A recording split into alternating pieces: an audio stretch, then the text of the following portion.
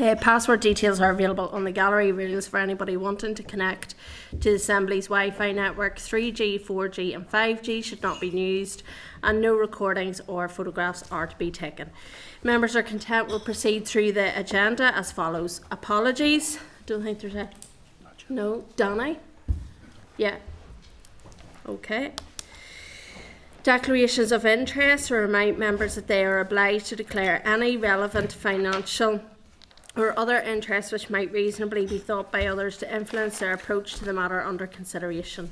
Any members who have interest to declare in relation to today's business should do so now or when the particular matter arises in the meeting. So does any members have any items that they wish to declare an interest on? No? Okay. So item 3 is Chairperson's business. At page 4 of the table pack, there's correspondence from the Renewable Energy Systems Limited seeking a meeting with myself as chairperson. I've received correspondence from RES seeking a meeting with me, obviously, to discuss their insights on how to unlock economic and renewable energy opportunities. This company employs 50 people locally and are based in Larne. And I'm obviously being invited in my capacity as chairperson. Therefore, I'm seeking agreement from the committee as to whether I would attend. Now, I just want to remind members that we do have requests to provide evidence to the committee that's also been received from Renewables NI and ABO Wind. So these have been added to the forward work programme for scheduling at a later date. So I'm minded that to give everybody a fair opportunity in that sector, that we schedule those meetings at the same time rather than myself go as chair and then duplicate the process. So if members are content with that, I'm seeking agreement that we write to RES, Renewables NI and ABO Wind to seek written evidence in the first instance with a view to scheduling oral evidence in the forward work programme. So are members content with that? Or, as I say, I'm happy to attend, but I think it would be better if we maybe do it in that format. So happy to take members' viewpoints on it. I'm happy that we'll give them all a chance. Yeah, Chair, as you suggested. So happy to schedule it all at the one time, yeah? Okay, thank you. Okay, so item... The two companies again, or who, sorry? So we have Renewable Energy Systems Limited and we have Renewables NI and we've ABO Wind. So there's... It's obviously up to them to contact us, and if other companies have not, so be it. It's up to individuals. Yeah, okay. Apple. Oh, sorry. Just so you know when you're meeting with. Oh, thank you. Apologies. Okay, so item 4 of the draft minutes. At page 7, draft minutes of the proceeding for the meeting on the 20th of March 2024. I seek agreement that members are content that the minutes are a true and accurate reflection of the meeting on the 20th of March 2024. And if so, I'll sign the minutes if you're content.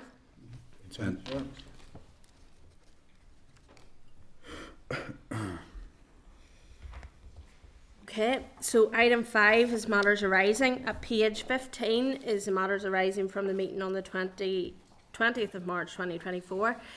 I ask members to note, and if they have any issues they wish to raise arising from the meeting. And at page 20 there's the outstanding request for response, so asking members to note. Yeah. Okay, item 6 is the correspondence. At page 28 is the correspondence memo. There's a few items I want to draw to your attention. So at page 41 we have the correspondence from the Minister for Infrastructure responding to issues arising from the committee meeting on the 28th of March. I want to draw attention to members just in relation to the Minister's response relating to the public liability claims.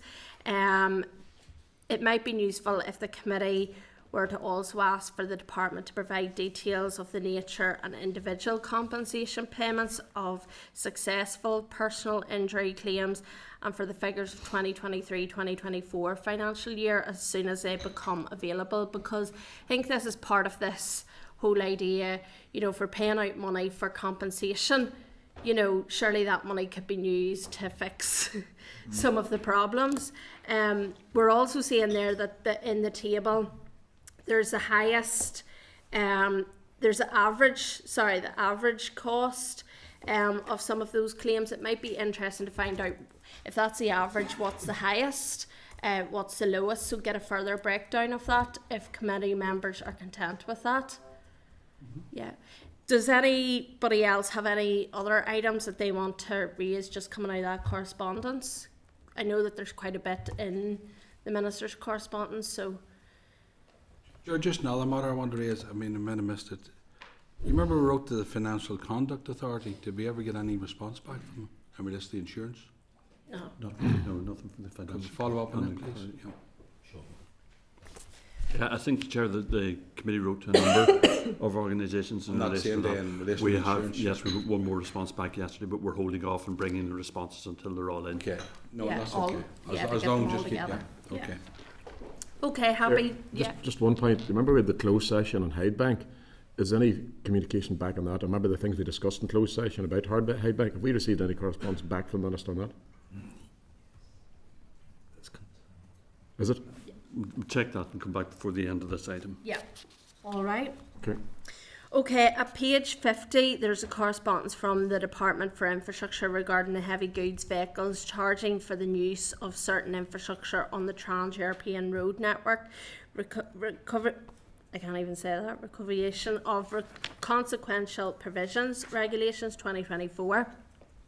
And I'm just seeking members' views or agreement on the proposed approach. Is anybody any issues or happy to note? Yep. Happy to note, yeah. Yep. Okay, at page 53 is a correspondence from the Minister for Infrastructure responding to issues arising from the committee meeting on the 6th of March 2024. That's where the DVA is contained within it, but I don't think there's anything just as specific. On page 59 of members' packs, there's correspondence which I think it relates to the members' query around capacity at DVA sites. So there is a contained in the response there from the Minister, details around the capacity of each site. But I know what you're saying because there were specific issues that were raised. I don't want to in get into them in closed open session, but you know the points I'm making regarding issues that was with Hyde Bank more broadly.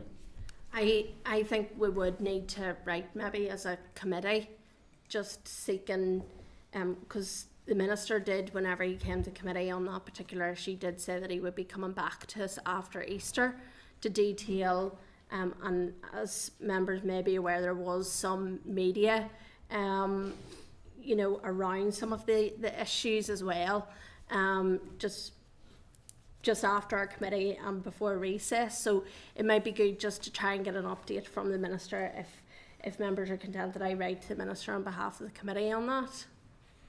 Yeah. Yes. Okay. At page 67 is the correspondence from the Minister for Infrastructure responding to issues arising from the committee meeting on the 13th of March 2024. And the committee, there's a few issues that are arising from that correspondence that we might want to consider. So the first one is York Street interchange. The York Street interchange, as we know, has been an issue for many years.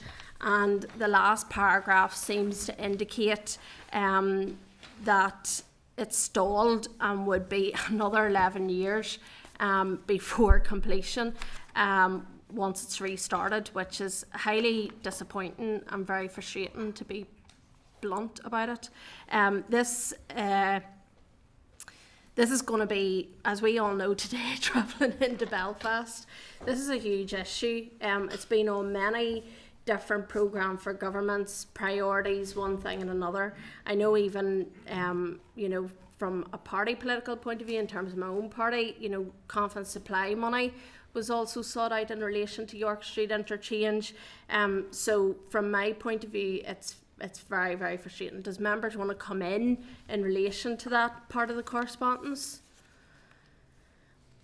I mean, I would like to see where the funding has went so far in relation to the development money has went there, get a proper breakdown in relation to the costs, and 11 years is crazy. So if members are content that we do that. Yep. The Reservoirs Act is also contained within that letter.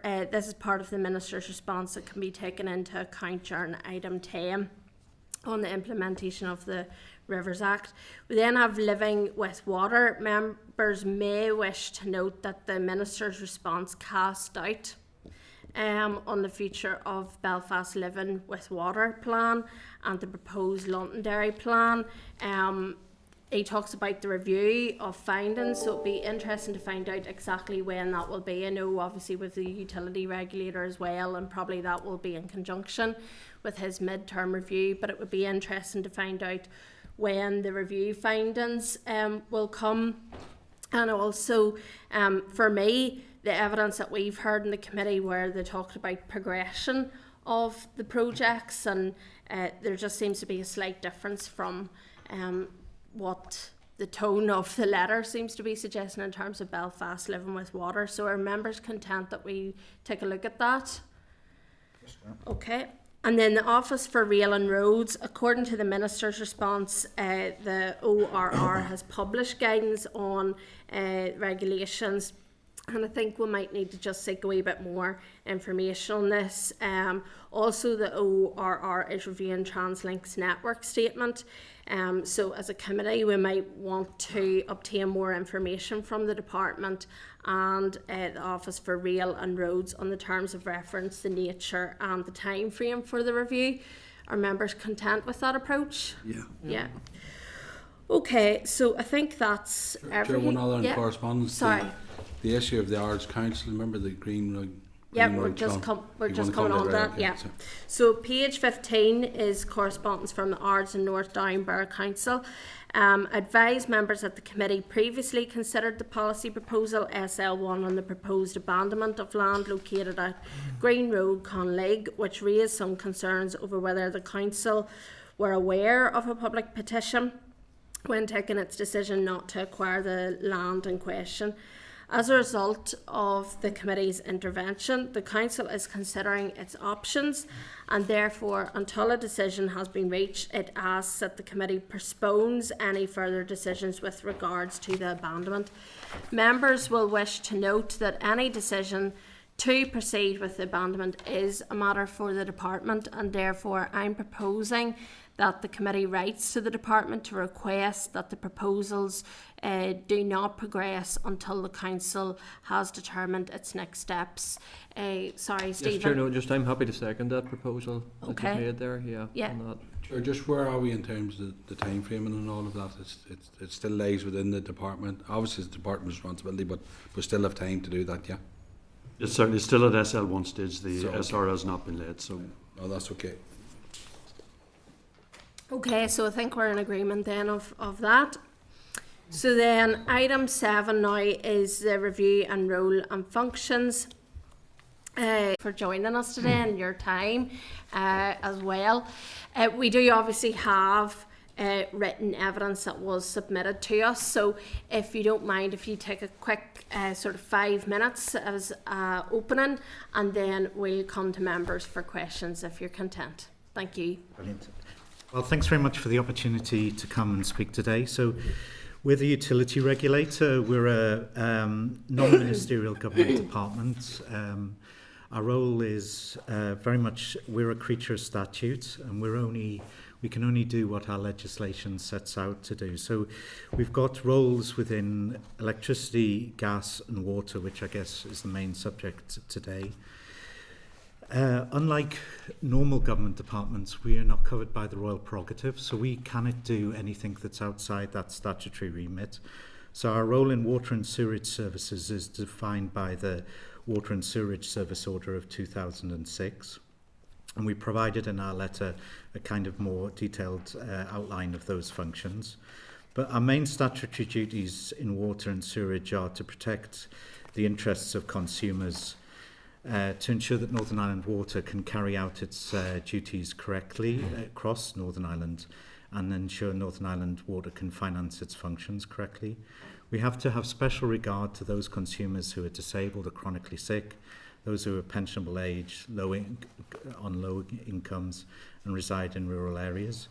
And our role in water is one that plays, there's a jigsaw of various stakeholders within water. So we have our role as the economic regulator, but there's other regulators within that looks at in terms of the Drinking Water Inspectorate, the Northern Ireland Environment Agency in terms of discharges into the aquatic environment, Northern Ireland Water itself, who provide water and sewerage services, the Consumer Council, who look after consumer complaints and consumer education around water, and the department. And the department very much has several roles within this. So it has the role of developing water policy, and we take that forward within the price control process and the social environmental guidance that follows from that. They've also got the role as in terms of being the funder of domestic water charges, as that's been decided that that's the funding mechanism. And then finally, they're the owner and shareholder of Northern Ireland Water. I think it's important to recognise their three roles within that: the policy role in terms of the funder of domestic water charges, and finally the role as owner and shareholder of Northern Ireland Water. And then just taking it forward, our role, we've got four main statutory roles within our function. We've got to do the price control, which you'll have heard about in terms of PC21, that sets out the expenditure Northern Ireland Water can undertake within that price control period, and then there's the mid-term review as part of that. We have a licensing role, so we make sure that Northern Ireland Water are the correct body to undertake water and sewerage services. We also look at enforcement and disputes and appeals. And I guess the price control process, we're a regulator. Most regulation came really after the Thatcher government. In the Thatcher government, it was in process of acting as a competition. So generally to monopoly type companies in energy, water, transport and that. And the price control acts as a kind of competition within that to try and make sure that the monopoly company is as effective as it can. So normal competition, Tesco's versus Sainsbury's, that's not there in the likes of a monopoly company like Northern Ireland Water. So we act as pseudo competition. We benchmark everything that Northern Ireland Water does against other companies in England, Wales, Ireland, Scotland, and to make sure that consumers here in Northern Ireland get the most efficient price. So PC21 was very much looking to make sure, one, that Northern Ireland consumers were getting the most efficient and affordable element for the money that was being paid out for Northern Ireland Water, but also to make sure that there was the capital investment going forwards to meet especially the wastewater treatment deficit that was occurring in Northern Ireland. So that's what we did in terms of there was and that looks forward for the next 6 years in terms of PC21, and currently we're looking at the mid-term review to make sure that the figures that we projected out in 2021 are up to date. They take account of inflation, and Northern Ireland Water themselves then submit greater detail around the projects that were going to occur towards the end of that price control. So that's in terms of the mid-term review that's ongoing at the moment. But obviously we find ourselves in a difficult situation with the lack of funding that's there from at the moment from DFI to achieve the PC21 goals. But that's kind of just a quick canter through of where we are. That's super. Thank you very much. Much appreciated. This week in the Chamber, you'll be very aware that we obviously had a debate around how Northern Ireland Water would be funded going forward, and there was a look at obviously bringing an options paper with the inclusion of looking at mutualisation. Now there seems to be a bit of differing opinions about what mutualisation would look like, and certainly looking at the different models that are elsewhere in the rest of the UK. So will mutualisation lead to water charges for homes in Northern Ireland, or what, in your view, does mutualisation look like for if it was here in Northern Ireland for Northern Ireland Water? I suppose from our perspective, it doesn't really matter what the ownership model is. That's a political decision, whether it's a private company, it's a mutualised company, or it's state-owned. What we're looking for is to make sure that Northern Ireland Water is correctly funded. And I suppose once the political decision is how it's funded, then you could look at, the ownership models. So there's, I think, just need to take a step back and see, first and foremost, how Northern Ireland Water is going to be correctly funded, and then look at the ownership models, and that the ownership models support that correct level of the correct funding. So I know I'm not answering your question directly. Yeah, no, it's fair but enough. I think it's just take that step beforehand to see how are you actually going to fund Northern Ireland Water. Yeah. And then the ownership model should follow suit. Yeah, no, I appreciate that. There was something just there in your points, and you talked about, ensuring that Northern Ireland Water is the correct body for water treatment and sewage. And obviously, I've noted there, you act as like pseudo competition for Northern Ireland Water. I take that point.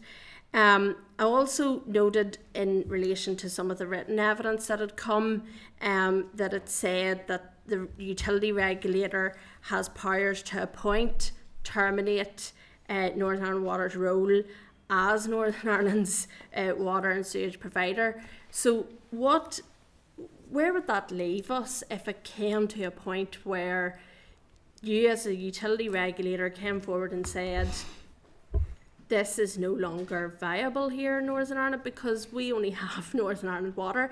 And what would it take for that nuclear button, if you wanted to call it that, to be pressed in relation to that? Well, those roles were provided in the 2006 legislation. And the 2006 legislation envisaged a different world to what we're currently in today. So the 2006 legislation saw that there would be whether it was a government-owned company, a mutualised company, or a private company, kind of more of the UK, the English, Welsh and Scottish model. We didn't go down that route. So a regulator provides licenses for a company to operate. So we do that in electricity, gas and water. But you've seen that in GB, there's issues around Thames Water at the moment, whether they can fund and the option that's Ofwat, our opposite number in GB, will have to decide is Thames Water financeable in terms of its shareholders, and then it could remove its licence, and maybe that would become a nationalised company. So you've already seen that kind of with rail regulation, where the likes of the East Coast Main Line, it's been taken off operators and it's now a nationalised company. Railtrack was taken off private company and now it's a nationalised company. But we already have a nationalised company in Northern Ireland, so there isn't really any other route bar for a government-owned. The backstop is a government-owned company, and that's where we are at the moment. So it's then making sure the funding's there. That's the crucial part. Yeah. So on that, how confident are you, from a utility regulator point of view, that we can ensure that Northern Ireland Water is funded to finance its functions properly? And also with that, in the committee we've had quite significant evidence in terms of the overspills into our waterways, and so you talk there about the Northern Ireland Environmental Agency and working with them. So does your powers extend? I mean, I live in a very beautiful part of Northern Ireland in Fermanagh and South Tyrone, where we have lovely lochs, and swimming and one thing and another. So for fishing and water sports that may be impacted by low water quality due to sewage discharges, what, if any, enforcement responsibilities do you have with that? So that's sort of two questions in one. We have it in our legislation, but there's no point duplicating so on an issue like that, the Environment Agency would take the lead and undertake that enforcement activity. So it's kind of working in partnership. But we've got cases ongoing at the moment in terms of that we're looking at in terms of enforcement and disputes. So it's an ongoing feast. Are those cases in relation to low water quality then, in terms of swimming, fishing, water sports, or is that domestic? As There are in connections to the wastewater at the moment. Okay. The couple that we have at the moment. Yeah. So these are disputes. Okay. So developer-led, for example, you hear quite often. Okay, and just lastly for me, before I come to members here, in the written evidence, there's correspondence which is from December 2023, which there was some lines and it concerned me a wee bit because it stated in it that the utility regulator is aware that there's ongoing judicial review between Northern Ireland Water and the department, and it states, while we do not know the full legal details of the case, we have been named as a notice party. I was just wondering, can you detail anything further to that? Is there any further details? Because a judicial review between NI Water and the department would be quite worrying. Well, I think that was current when that letter was written in the 20th of December, but obviously I think things have moved on, and that potential legal action has gone away. Okay, so it's not on the table now. It's not ongoing at the moment. Okay. Yeah. Okay, members, I'm going to move to the Deputy Chair. Thanks, Chair. John, Kieran, good to see you again. Thanks very much for coming. My first one's just following on from the Chair's points around Northern Ireland Water. Obviously, one of the statutory obligations you have is to ensure Northern Ireland Water can finance its proper functions. That's outlined in that. I'm just wondering what your concerns are about the long-term impacts of the year after year underfunding on the network, and how going forward that impacts on the proper functions being delivered. Well, it's clearly, PC21 was meant to be a step change up in terms of, especially on wastewater. Yeah. And it was, we probably need 3 additional price controls at that higher level to achieve where Northern Ireland essentially needs to be on wastewater treatment. There's a historic backlog that Northern Ireland Water and the water service prior to that haven't been funded correctly, mainly on wastewater. So what PC21 was that step change up. There was always the funding there for clean water. There was always the funding there for maintenance, but it was more that wastewater treatment to bring that up to the correct levels. And that's based on the Department for Infrastructure's own guidance in terms of their social and environmental guidance. So they set, going back to those 3 roles that I was setting out that the department have, they set the guidance. Northern Ireland Water then have to come up with a business plan to see how they meet the guidance. Then it's our role to make sure that's done effectively and efficiently. If there's not going to be the funding there, the capital funding there available going forward, they're simply not going to be able to meet the standards and the capacity that's needed on the wastewater system. So the audit office did you'll have seen their report that they published last month. We would agree with that. It's very clear that developments across Northern Ireland won't be able to take place because on the wastewater treatment side there isn't the infrastructure there, and it needs that funding. So there is a gap there. There's obviously a debate going on about water charges and associated things. The reality is that people are already paying for their water through their rates bills. So do you think that there should be an allocation, or would it be helpful to have an allocation within domestic rate bills specifically set aside within the current billing process that would be allocated to NI Water to assist with the funding?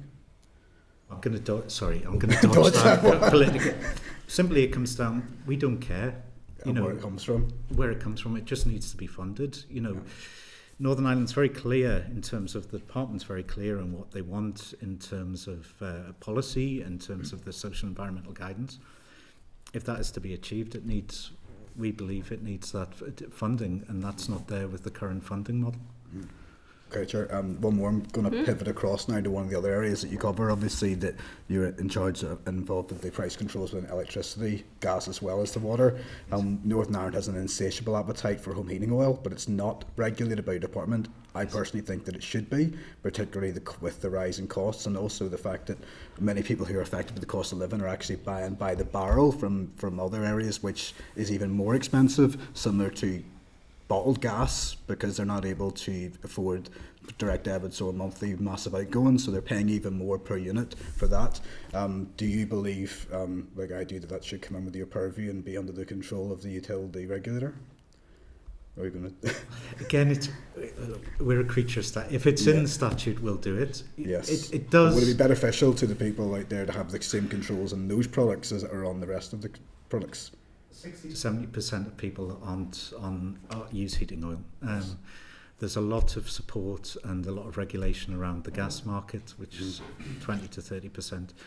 Customers that aren't on the gas don't have the protection, the consumer protection that regulation brings. So, if that was something the department or the assembly was to bring forward, we could, we're getting powers around heat networks. Yes. We could look at I'll maybe put it another way to finish, because I don't want to tie into what you should and shouldn't be doing. Would consumers be better off and better protected if home heating oil and bottled gas and bottled oil was within your remit?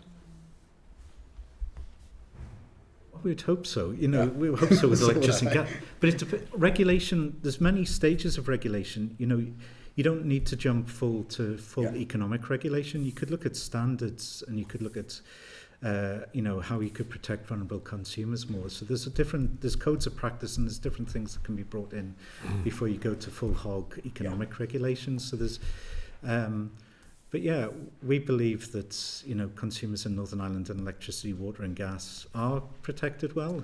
We brought in vulnerability codes of practice and various things. So yeah, I would hope so. Yes, I would agree. Thank you. Thanks, Chair.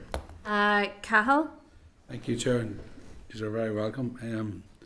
A very interesting subject, especially after the debate in the Chamber the other day. I just want to try and tease it out a wee bit more, John, because you see, it's a fair assumption that NIW, they know all their assets, they know their estate and everything else.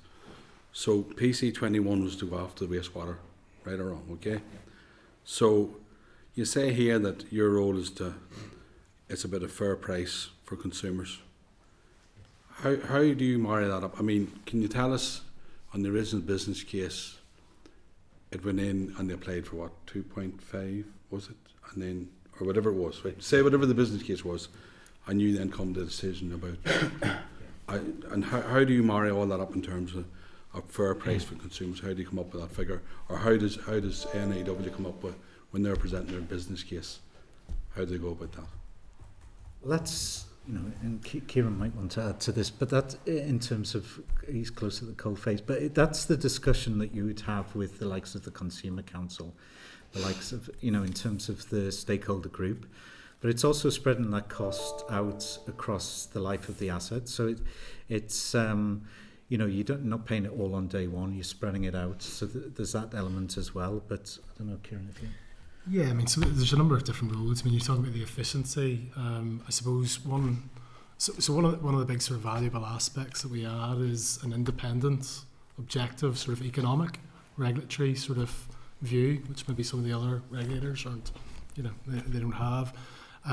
So we look at efficiency, for example, to get prices down. So one of the big achievements was ensuring that NI Water had reduced the efficiency gap from 49% in 2010, one of the earlier price controls for operating costs, right down to 6% to catch up with comparators who we've benchmarked against in GB. So that's an example of where we've scrutinised the costs and made sure they've come down over time from around 300 million per annum for those operating costs.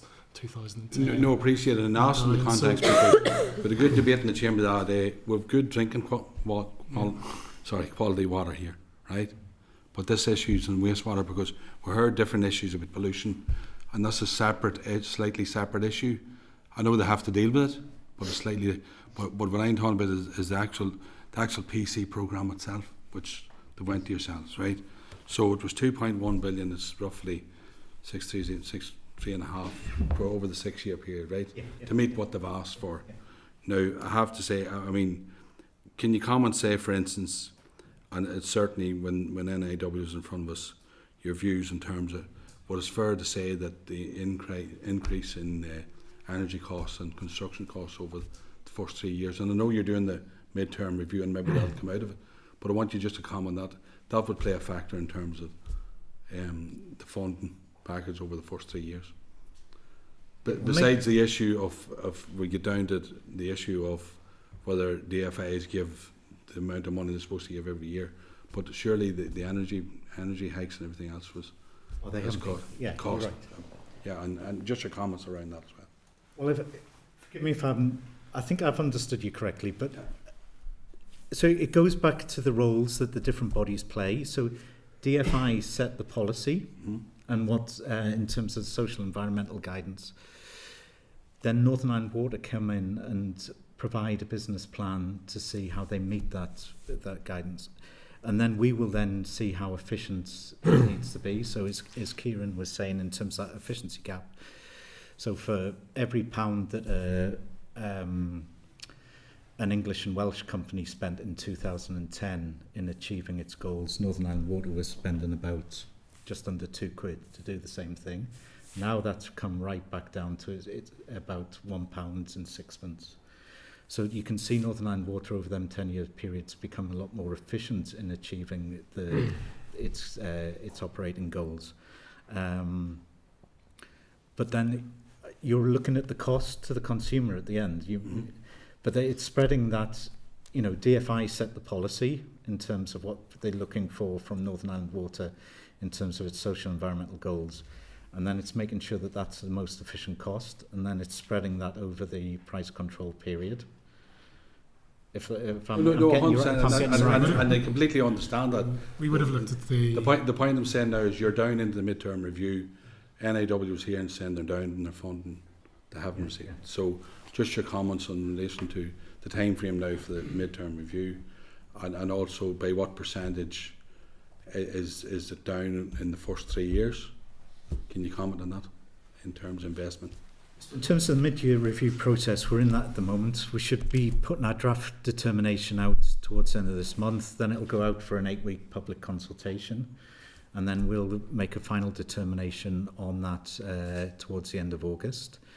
But the reason the mid-term review was there was because when we set the price control in 2021, NI Water didn't have the foresights and the actual costings of some of the wastewater projects. So that's why this has been coming in now.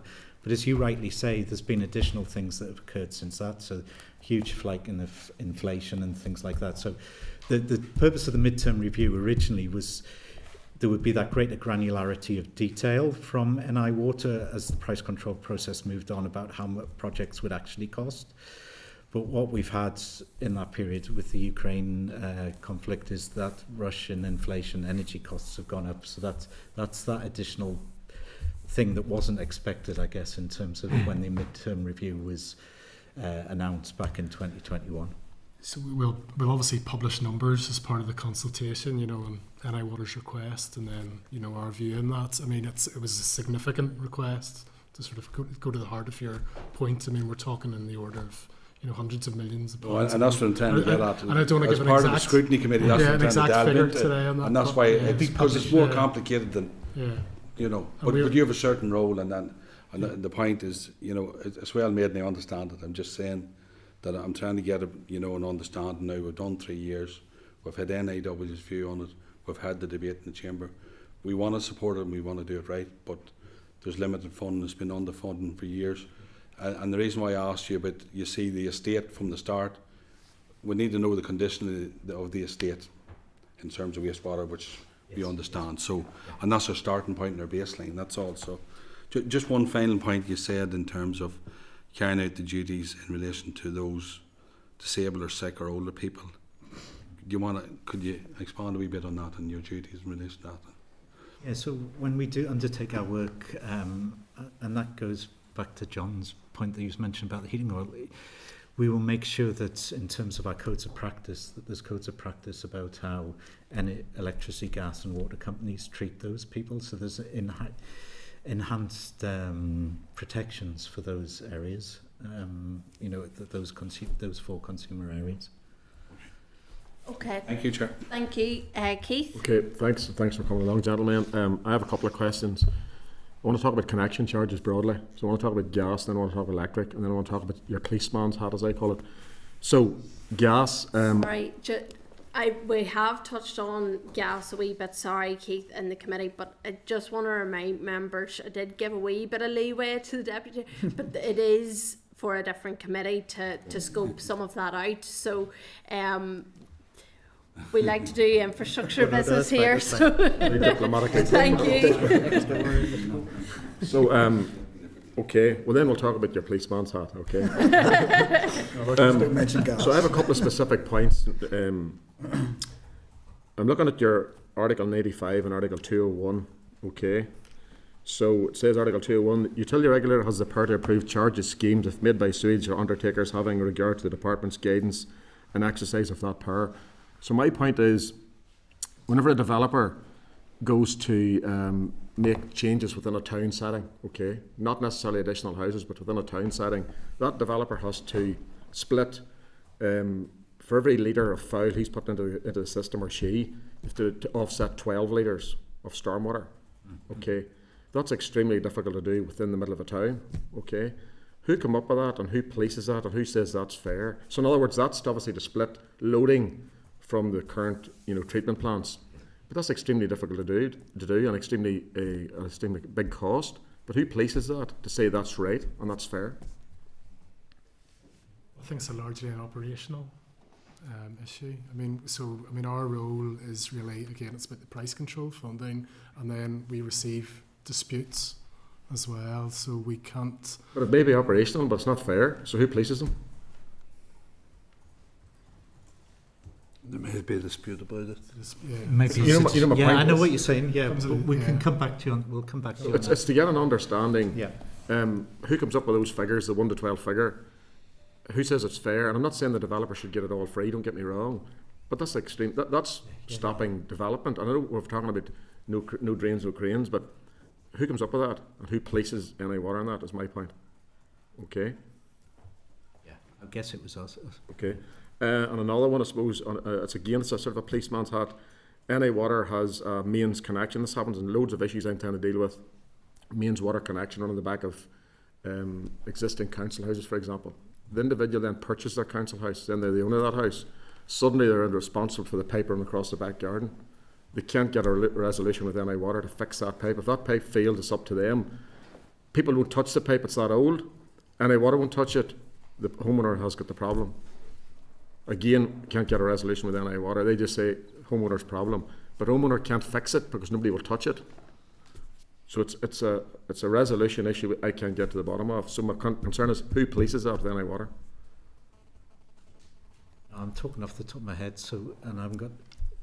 I think that's the legislation that DFI is bringing through about pre-1976, isn't it? It might be. So it depends when the pipe was built. If it was pre-1976, so that's the legislation DFI is trying to bring in. So post-1970, I haven't got, this is just me off the top of my head, post-1976, Northern Ireland Water has to adopt it. Pre-1973, this new legislation that's coming in that DFI are wanting to bring through would mean Northern Ireland Water. So I suppose it depends on the age of the council house. So if it's a private asset pre-1973, it would now go to NI Water, NI Water's assets, and it's about reducing the flooding risk because then NI Water has control over the asset, which it wouldn't have previously. But happy if there's a specific example and the date. Yeah, okay, take that. Just to come in and on the back of that point, the 24th of April, NI Water are coming to the committee in relation to the water flooding bill, so it may be something that we can also pick up with them to see about how that correlates with policing, etc. Keith, Okay. sorry. And last point then, under your actual functions. You use 1, 2, 3, 4 in this document, and under enforcement. Yes. Give me an example of what enforcement means, and examples of what enforcement you've had to take out against some of those organisations.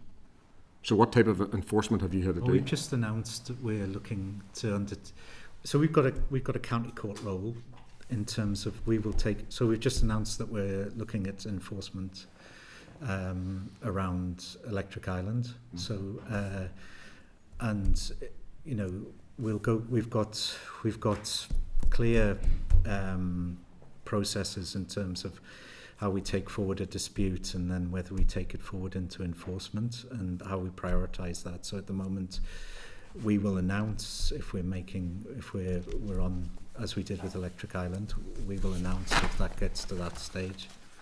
But it's kind of it's a judicial process, you know, so I can't remember off the top of my head how many ones we've done in the past, but that is what, you know, that's ultimately we can find a company up to 10% of turnover. And then finally, you see, with respect to Loch Ness and the broader argument of pollution, very broadly, agriculture is getting a finger pointed at them, but there's lots of fingers need to be pointed elsewhere, in my opinion. I've asked a series of questions of NI Water with respect to what's your discharge consent levels, what's your flow rates, and minimum flow, maximum flow, heavy rainflow, but there's no figures. What do you have any part to play in that? Because ultimately, you know, we always get this, you know, we need more money to build more work, but we're not doing what we have well. It's a bit like the road principle. We want to build new roads, but we can't fix what we have. So what's your opinion on what we currently have and the pollution that the effect it's having? And what do you have any role in that? The Environment Agency takes forward the discharge, but it is the price control process to make sure that the wastewater treatment facilities are correctly funded. So that was the idea of that. So, you know, there is that shortfall now in capital, you know, in terms of wastewater treatment works. So, you know, Northern Ireland Water aren't getting the funding they need for wastewater treatment. So I think there's going to be difficult discussions to be had around the social environmental guidance and how discharges especially are going to be achieved, because we can fund clean water, we can afford maintenance, but we cannot afford at the moment to get the wastewater treatment to the levels it needs to be.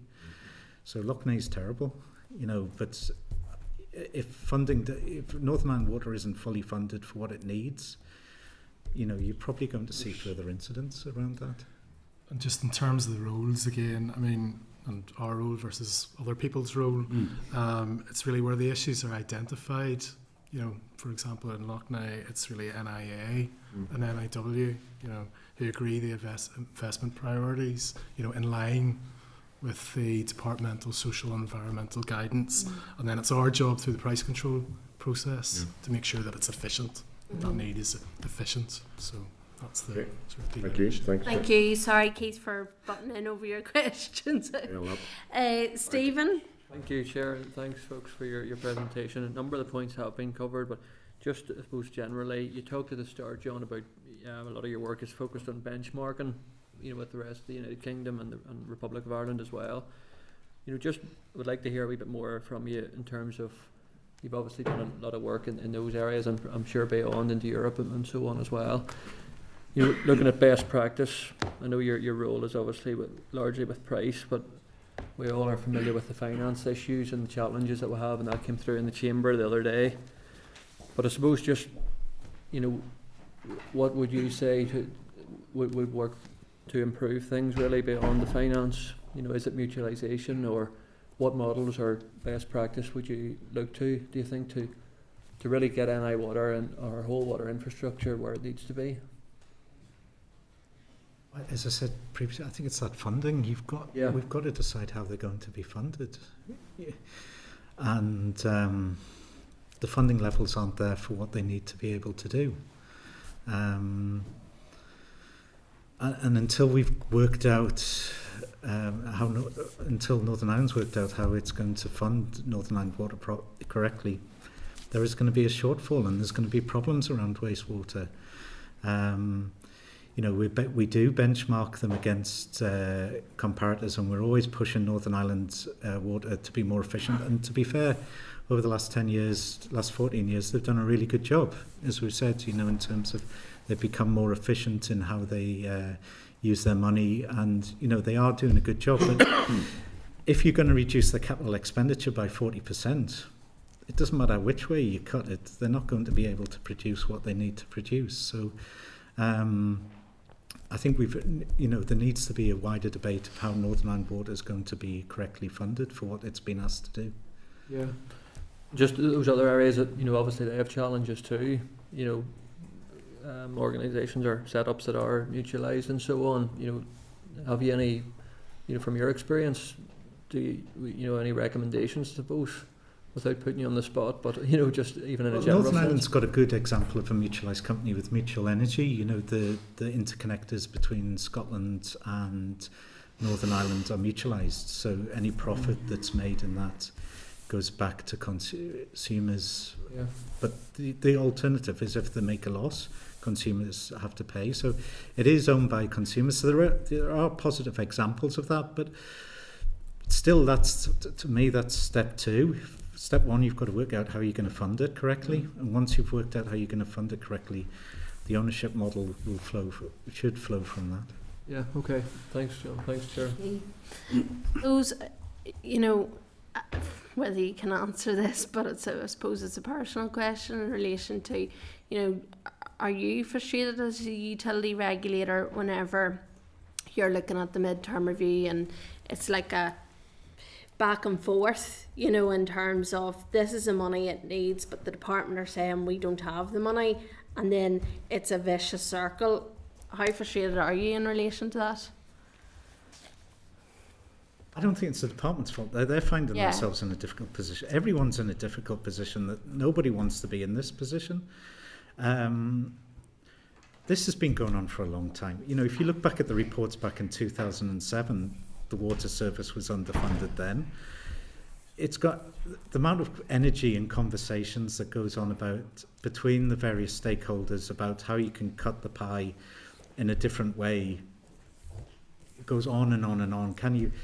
But essentially, the capital spending is 40% less than what it needs to be, to achieve the wastewater targets. And it doesn't matter how you cut that. There's a huge shortfall there that needs to be funded, and it's working out how that 40%, how you allow Northern Ireland Water the ability to efficiently and effectively fund its operations, and that 40% is a huge difference. John, that's fair enough. But in your role, you signed off on PC21. Yeah.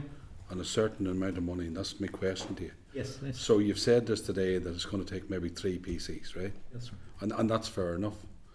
But at the end of the day, NIW presented a case to you, and you could only evaluate what it was, the business case. Yeah. So KSM, we as a scrutiny committee we have a role to scrutinise the minister and department. The point I'm saying to you, the real debates then is, where the question lies with NIW, or why then the ambitious programme of when they put in the PC21, this was their aims. You understand me? Yeah. You're still saying even with the PC21 programme, with the next 3 programmes, they're still 40% short. And that's not, and until you come today, we know they're underfunded, but now we know the exact figures. But you signed off on the PC, you know what I mean? And it's not, I'm not faulting you. No. The conversation, Chair, it's important. Yeah, but that goes back to the next stage up the food chain. So the department set the social environmental guidance, and then the long-term water strategy above that. So it's going back to what I said at the start. The department's undertaken 3 roles, and sometimes they get mingled together, but they set the policy. It's their policy that NI Waters. So there's only really 2 gives in this. Either you dilute the policy, or you give them the correct funding. So if the department dilutes the policy, NI Waters' business plan would be less. So there's only the 2 exits, in this scenario. So either you Either you dilute what's been asked of Northern Ireland Water, or you provide them the funding. And there's no, if I'm, No, when you ask the question, no, it's I'm- part of the, And by policy, it's not about legislation. well, yeah, I mean, as it's, well. So that's why you're here in front of us. But anyway, that's, Yeah. I mean, it's a presentation, but I mean, don't take it. no, I'm not. No, no. I'm just making sure I understand you. No, you do. You don't. Look, thank you for coming to the committee today. We appreciate. Oh, sorry, Peter. Did you want to ask a question? Just on that last point you made there about potentially diluting the quality or ensuring that you fund Northern Ireland Water. If you start diluting the policy, are you potentially straying into impacting upon water quality and standard of service? Absolutely. Okay. And we're probably at that stage now. Sorry, Yes, but an answer. yeah, but you haven't diluted the policy. You've kept Yeah. the policy Yeah, that absolutely. level that high, Yeah. but you haven't provided the funding to that level. I suppose what I'm saying is we're probably doing that by Yes, default. Yeah, default. Thank Mark, you, sorry. Chair. I'll just be brief and sorry I had to nip out there, guys. You see, I wouldn't see the PC or the plan as having been particularly ambitious. It's what was essential. Also, just in Cahill, it was a rough sort of breakdown, but you looked at the 2.1 billion over 6 years, but it wasn't as simple as 3.5 a year, as I recall. The first few years was a much smaller investment. So the big cuts that are being sought are now in the final 3 years, or certainly the fourth year, and therefore the impact of those cuts will be much more pronounced. That's right. It's just a simple ramping up that, it takes some of these projects are over a multi-year project, so it takes the design stage and one thing until you're actually spending the big money. Yeah, you're right. It's a ramping up. It's not a step change. It's a ramp. Yeah. And the shortfall for those final 3 years is the 40%. That's that's where the number comes from. Yeah. Okay, happy? Everyone happy? Okay, that's great. A lot of challenges. And we look forward to getting the draft of the midterm review. No doubt we'll be going through that as well, and obviously then in terms of the final determination too. So we really appreciate you coming to the committee today. No doubt we'll be in touch in future sessions as well. Yes. But we thank you for your time Thank you. today. And if we can provide any detail once the midterm review has been published, happy to do so. That would be super. Yeah. We really Thank you. appreciate that. Thank you very much. Thank you, guys.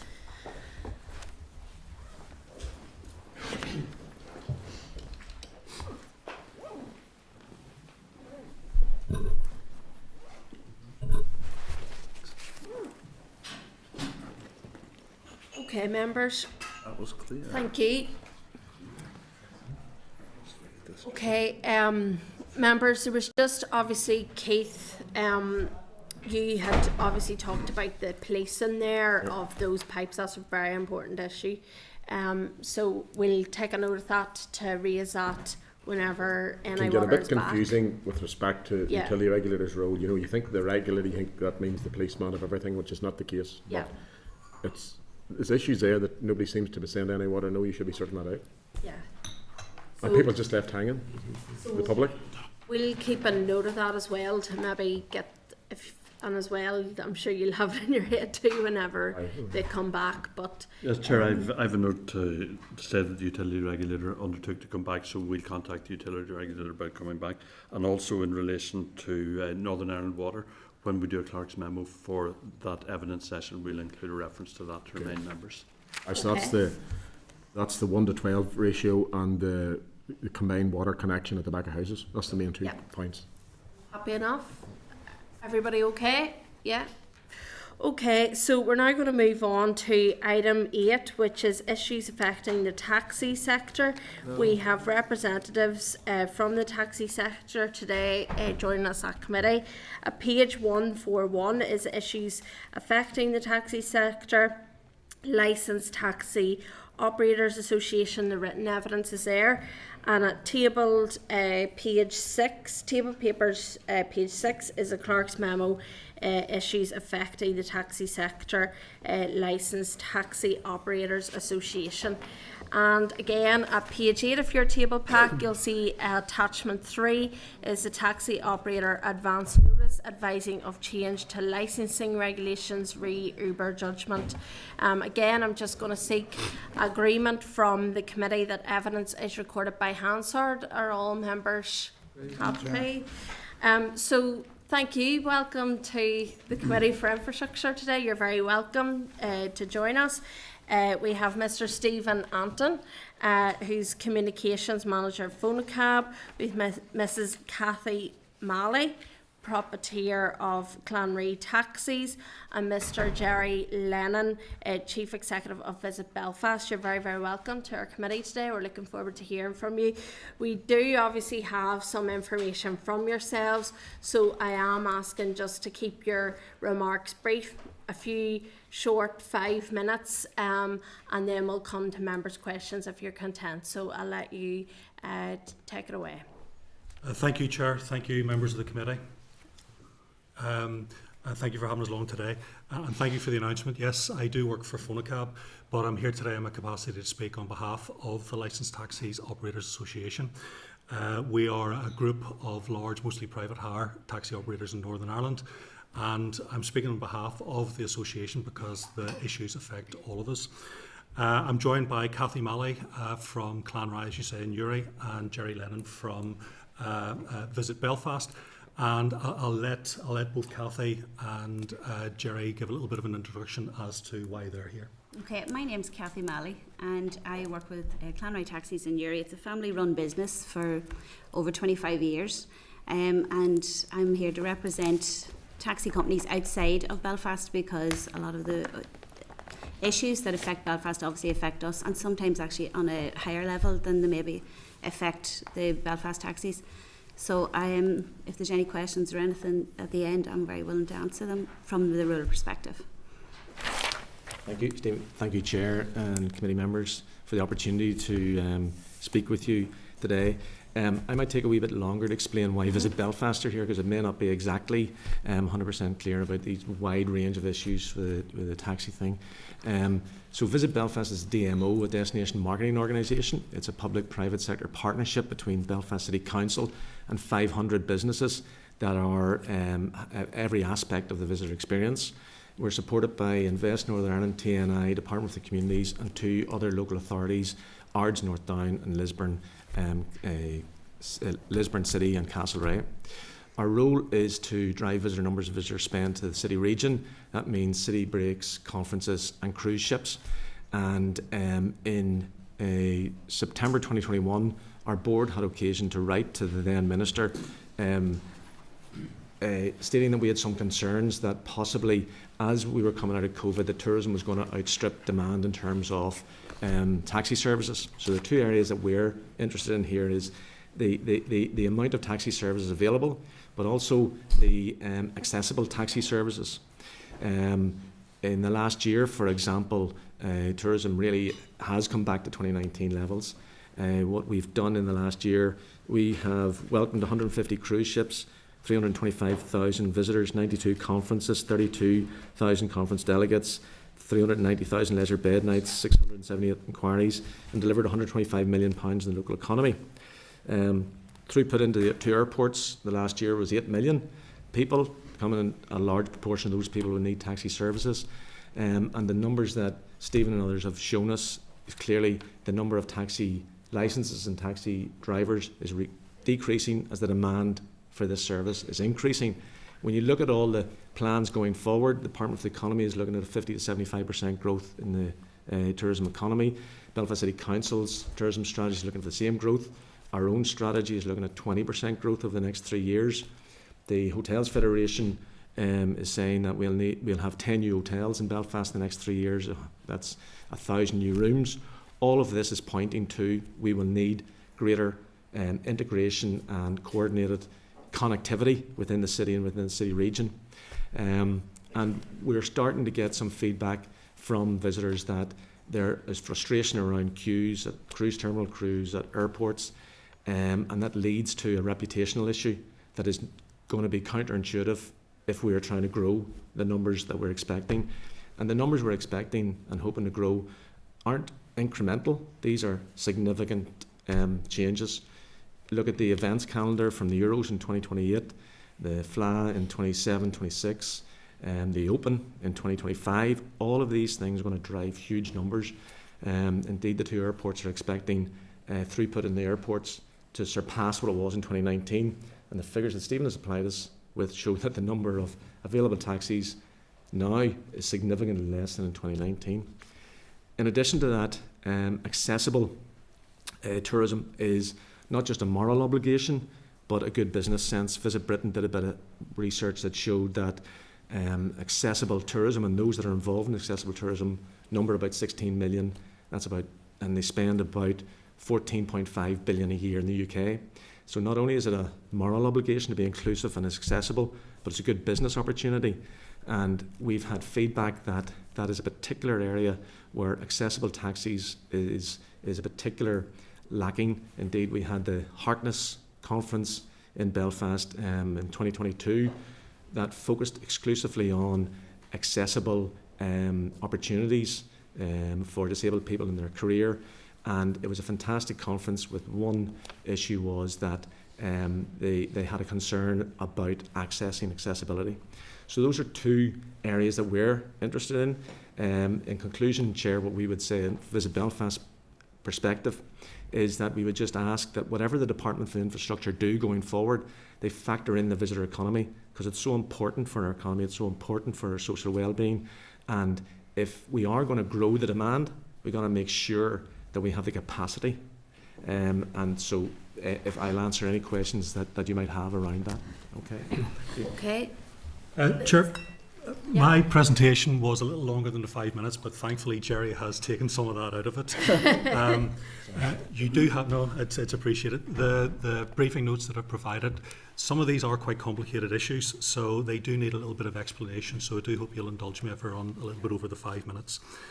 The last time we presented here was in 2021, and we gave an update on the sector as it was then and some of the issues which affected us. I'm going to give a quick update on the sector now and some of the current issues. 2014, there were nearly 16,000 taxi licences in Northern Ireland, and whenever we presented here in 2021, that number had dropped to 8,500. And at December 2023, in the latest DFI published stats, that figure was 7,500. These figures are on page 145 in your pack. But the figure of greatest concern in this is that that's the number of licences, that's not necessarily the number of taxi drivers who are active. In order to be an active taxi driver, sorry Johnny, our battery's running low, I'm just noticing this. In order to be a licensed taxi driver operating, you have to be affiliated to a taxi operator. And in January of this year, there were 5,719 affiliated operators, affiliated drivers. And we know from our own experience that on any given week, around 80 to 85% of the taxi drivers who are working are actually out working, if you take out holidays and sickness and so on. So in any given week, you're looking at around about 5,000 drivers operating across the whole of Northern Ireland. Now, I'll not go into the stats. Jerry has illustrated it really well, because this is at a time when cruise ship numbers are growing, tourism numbers are growing, and one which Colin Neal from Hospitality Ulster had given me was that during that period, the number of hospitality staff has grown by 33%.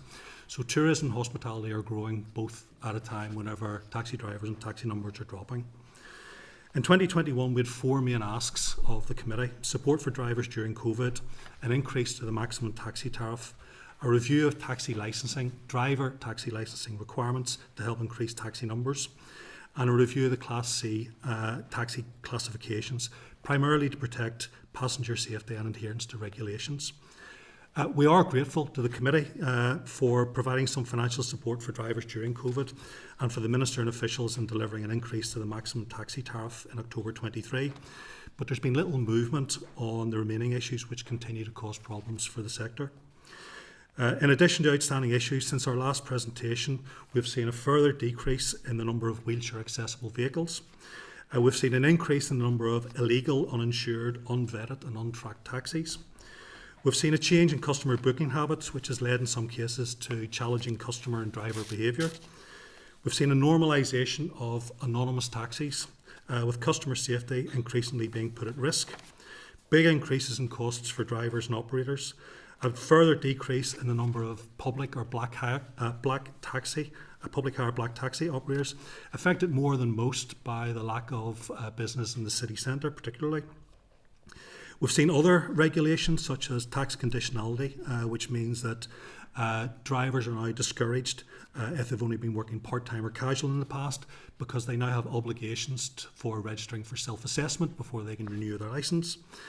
And the big thing which has come before us now, which we want to discuss at a little bit of length today, and that is proposed operator status change legislation by the DFI, which, if implemented, could increase taxi fares by 20% and prevent those who are most in need from accessing taxi services.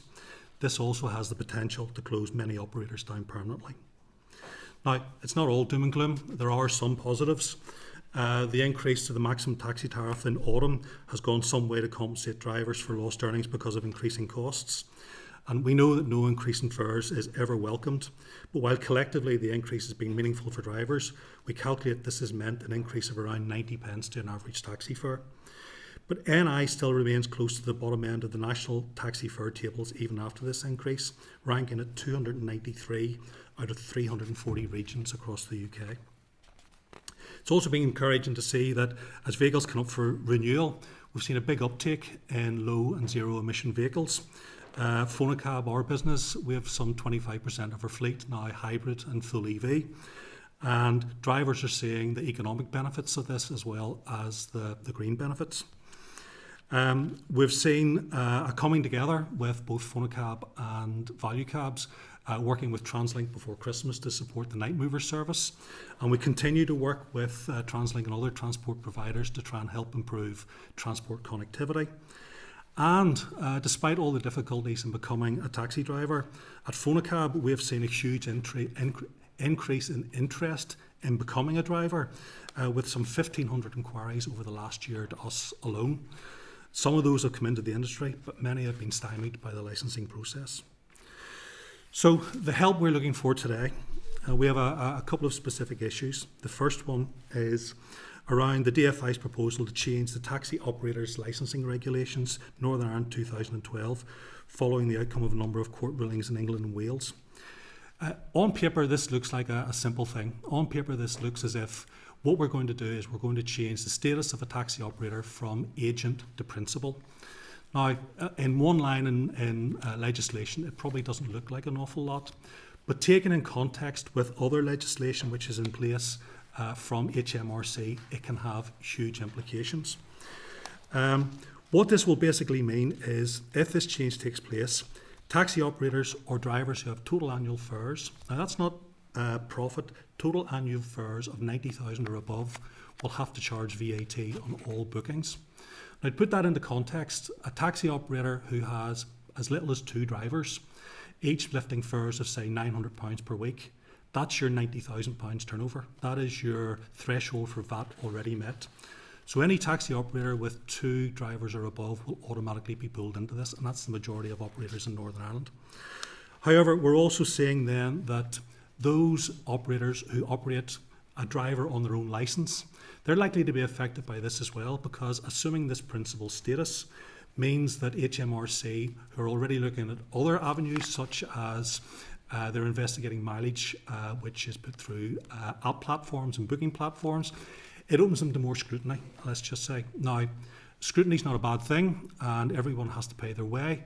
But the problem is that many of the small operators and many of the small drivers do not have the administration capability to be able to handle the returns and tax returns and VAT returns that we're talking about here. And as well as putting the price up, it has the potential to put a lot of these smaller operators and drivers off the road. Now, there's a couple of other things in with that as well. Price goes up by 20%, that's bad enough. But the 2 other issues are that as operators, we're relying on drivers to collect this VAT so we can remit it back to HMRC. If we can't be sure of what the driver has lifted, perhaps because of a failed journey or a no-show or something like that, the only way we can guarantee we get the money that HMRC is expecting to collect from us, is we stop cash journeys altogether and we only accept credit and debit card.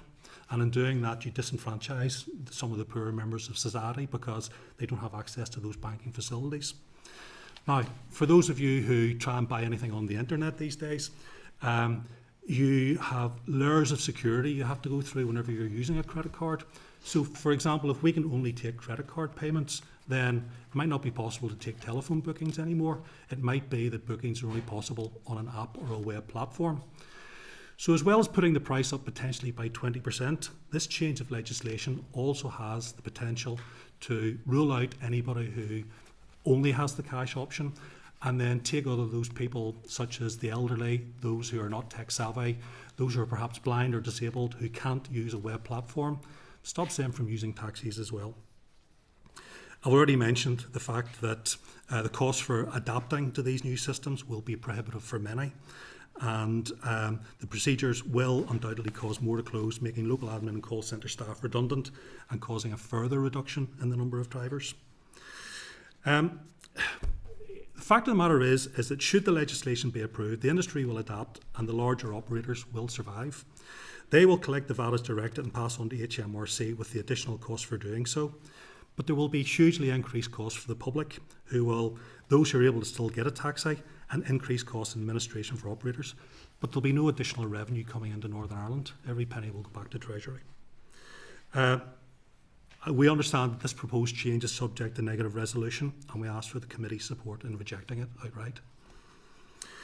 The second point we wanted to raise today, and if I can draw your attention to the pictures on the screen, hopefully it'll break up a little my monotone. What you're looking at on the screen is a Lexus ES 300. This is a £50,000 car, and it's one that we had difficulty PSVing as a Class A vehicle. The reason why we had difficulty passing it as Class A vehicle was because the seat padding was too thick in the back seat, and there was some discussion over the application of the regulations for PSV for this type of vehicle. Enter for the next slide. This is a Toyota RAV4. Now you'll see more of these and more vehicles of this type on the roads in Northern Ireland. This is similar in shape and style to a Hyundai Tucson. Now that means nothing, but the Hyundai Tucson has been the biggest selling car in Northern Ireland for the last 3 years, and it's indicative of how style and shape and models of cars have changed over the last 3 years. In order to get this vehicle passed as a Class A taxi, we had to fit side steps to it, which you can see on the vehicle as they are. Now, those are the rules, and we have adhered to the rules by fitting those steps. Photo 3. You're either going to love that colour or you're going to hate it. You're not going to miss it. We've seen it, Nate. This is a Skoda Enyaq. Now, in this trim, this is a £52,000 car.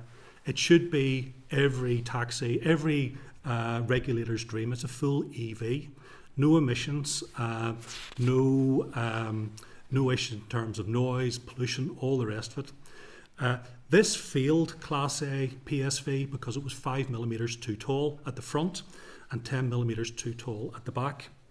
So we were sent off and told to fit steps to it, and the photo on the left shows the steps that we fitted, which are for that manufacturer, they're type approved. And then it failed PSV for a Class A vehicle again because the steps weren't visible enough. So we then had to apply the hazard tape to it on the right, and it then passed Class A PSV. Now, these are all premium vehicles. These are all ideal taxis, hybrids or full EVs. These are perfect for what we need in our roads these days, but we had difficulty passing them as Class A vehicles. This is a 2017 1.2 litre, two-door Volkswagen Polo. There's no sign on it, there's no meter in it. The only thing that we did to this vehicle was to put a fire extinguisher in the boot, and it passed straight away as a Class C taxi. This is now a registered taxi, and this is what Class C is enabling on our roads. Now, we have done this just to make a point that if you're going to regulate the industry should all be regulated under the same terms. Class C vehicles like this We can't understand how a two-door vehicle can be allowed to pass as a taxi.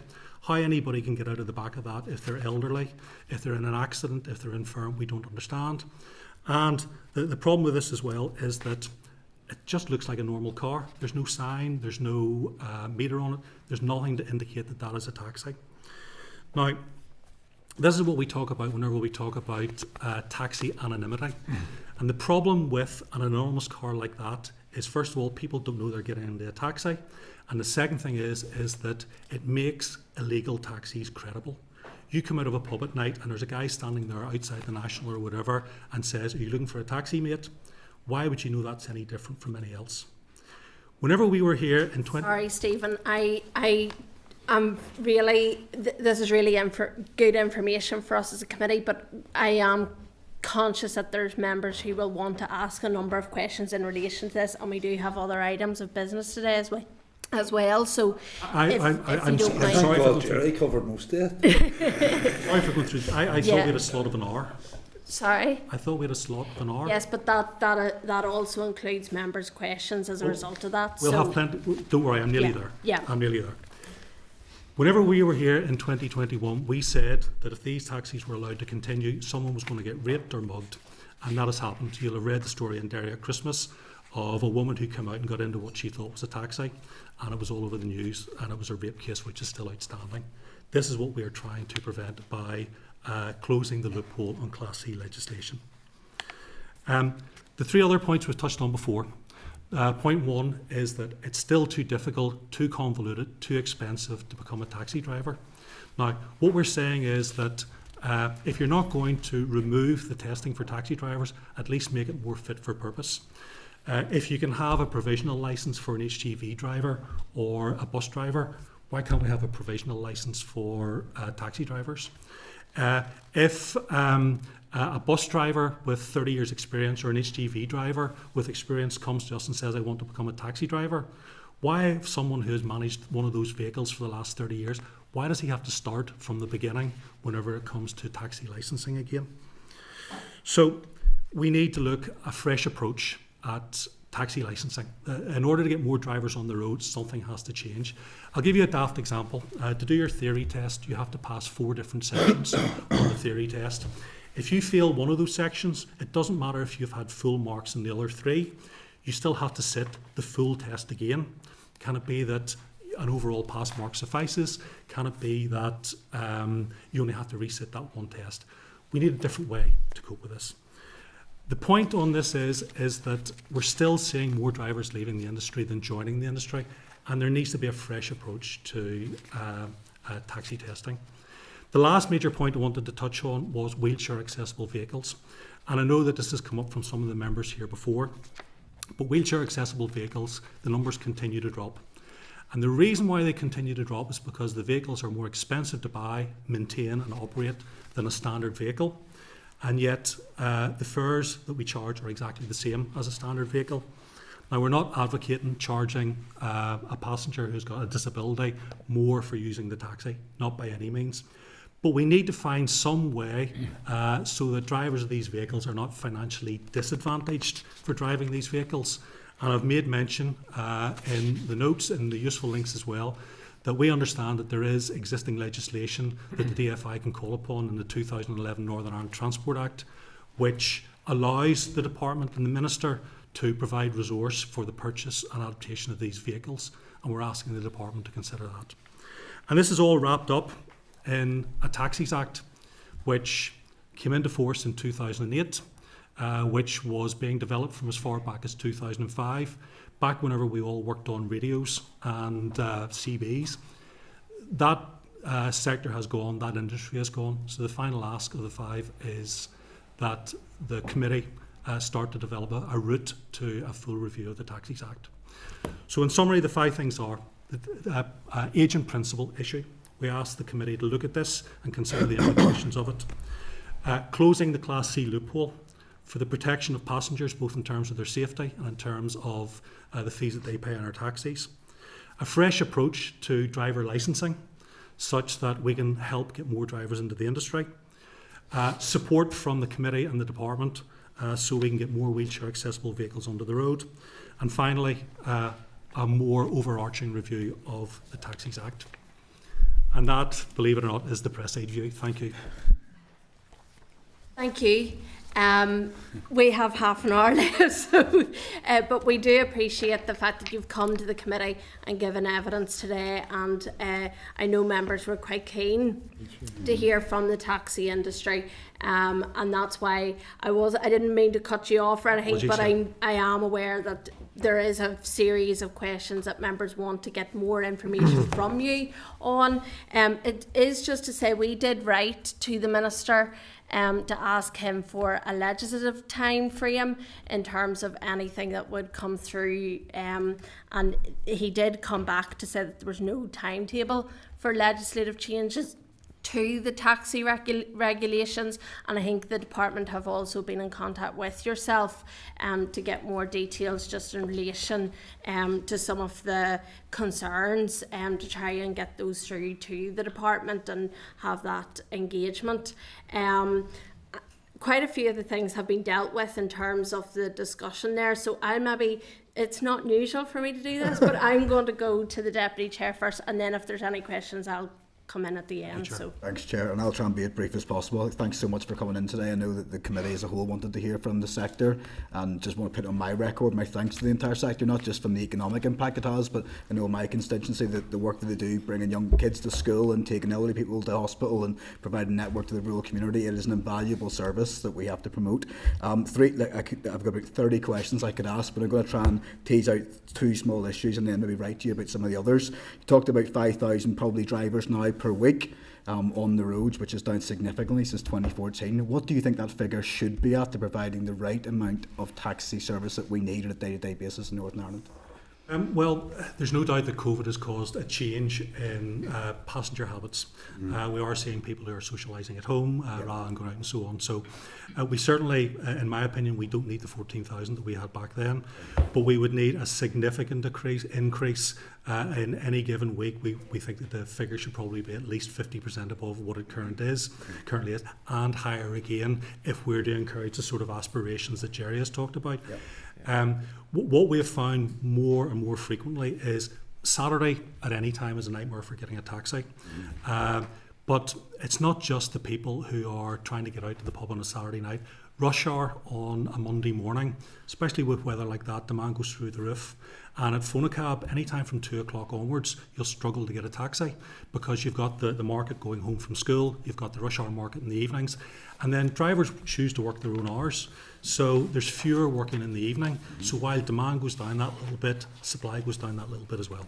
Absolutely, and like I've seen it myself. I changed my habits whenever I go to Belfast because I don't think I'll get a taxi, so then people aren't going out at the same time, so taxis are affected, I suppose. So it is a knock-on in that respect. The second aspect, I've spoken to many constituents who are taxi drivers or were wanting to be, and I firmly agree, Stephen, that they find the process totally prohibitive, both logistically and financially. I'm just keen to tease out more aspects of how you think the process for obtaining a licence to be a taxi operator should change, that would ensure safety for drivers and for the public, but also ensure a steady and constant supply of drivers. Well, first of all, the industry loses about 1,200 drivers a year at the minute and brings in around about 200. And I know at Phonacab our average age of a driver is probably about 53, 54. It's over 60 actually in Uri. Okay. And I have to, with regard to Belfast taxis and regard to the Newry taxis, just talking about ourselves, while their numbers and they've seen a lot of interest, we have not in the rural areas. We are actually struggling big time. We have had 10 people since January to now looking about a taxi licence and not one of them. And we have said, we will talk you through it. We'll go on the internet and apply for the theory test with you. We've handheld them and they don't want to go any further with it. Last year, there was only 4 people that actually completed the taxi test last year and have a licence. It took 6 months for 2 of them and 8 months for another, and the other one is just past it there, and that's after 5 months. So while the situation in Belfast maybe is different, it's definitely different than in Uri, and I know in all the country areas we're finding it, and there's actually outside of Newry area, there's no taxis at all. They're all illegal, and that's the problem we have. So actually we're facing a bigger issue in the countryside in comparison to Belfast. That's certainly the feedback I'm getting from people who are trying to obtain them and finding that frustration. we're doing an open day to try and attract more drivers in June, and our message in that is come to us now and we'll try and get you on the road by Christmas. It's getting slots for your practical driving tests. They're difficult around Belfast. It's getting people through the theory test. Theory test pass rates are around about 20% on average. Now it has grown a little bit, around 25%. But again, if you fail the theory test in one section, you have to do the whole thing over again. That costs time, that costs money. We're getting some guys who are maybe taking 2 or 3 times to get there. Okay, I'm really conscious of time. The final bit that I want to touch on is obviously the proposed operator licensing changes, and the Chair's outlined that at the minute it's potentially not delayed, but they're certainly seeking more evidence from you. You touched even on the impact it would have for the larger firms, which is deeply concerning around the potential for ending cash transactions and the impact it would have for accident services. I'm keen to hear from Kathy how the smaller operators would be affected by that. It sounds to me like it would be devastating in terms of it will be devastating, and at the minute, because of the low drivers, we have lost 50% of the drivers from COVID, and we've never recovered from that. Because the demographic of the drivers that we have currently, they're all over the age of 60, and as they say, there's actually a couple of them over 70, including my own father who's 75 and still taxiing. And he can't leave for the love of the business because it's a family-run business and because it's local. It's not tourist side of things that we worry about. It's the local people. It's the local runs. It's the woman who's going down to get her pension. It's actually even somebody going to the hospital for an appointment. It's the woman who actually wants you to take her 4-year-old to school because she has a disabled child at home and can't leave, and the trust that they place in us. So we have a different relationship, in my opinion, with the customers that we have. And we do feel the drivers that are currently in it, keeping them in the industry, we find it very difficult because it's complicated to stay in it with the CPCs, and even just because of their ages, they have to continue doing a medical every other year, and they're confused by the process, and they're getting to the stage where they're going, well, I don't know that it's actually viable to stay in this. It's costing me nearly more money. If this VAT element comes in, that will definitely, it'll call it a day. Because again, we financially couldn't, while Belfast, maybe the bigger companies, even the country companies that are big, they can actually financially afford to help people through things. They can financially support the administration that's going to take in the back offices. We wouldn't have that, that financial situation. So we're really struggling, and we're really at dire straits at this stage, especially in Newry. There's only 2 companies, even outside of Newry. There's One Point, Balik. They all have their own courtesy buses going to and from some of the hotels to their restaurants because they can't get a taxi. One gentleman actually was killed on the road, and I know for certain he'd actually rang for a taxi and he couldn't get one from the foresters in Calivy. And that's really, really sad. Yeah. But that's how serious things are in Newry at the minute for us.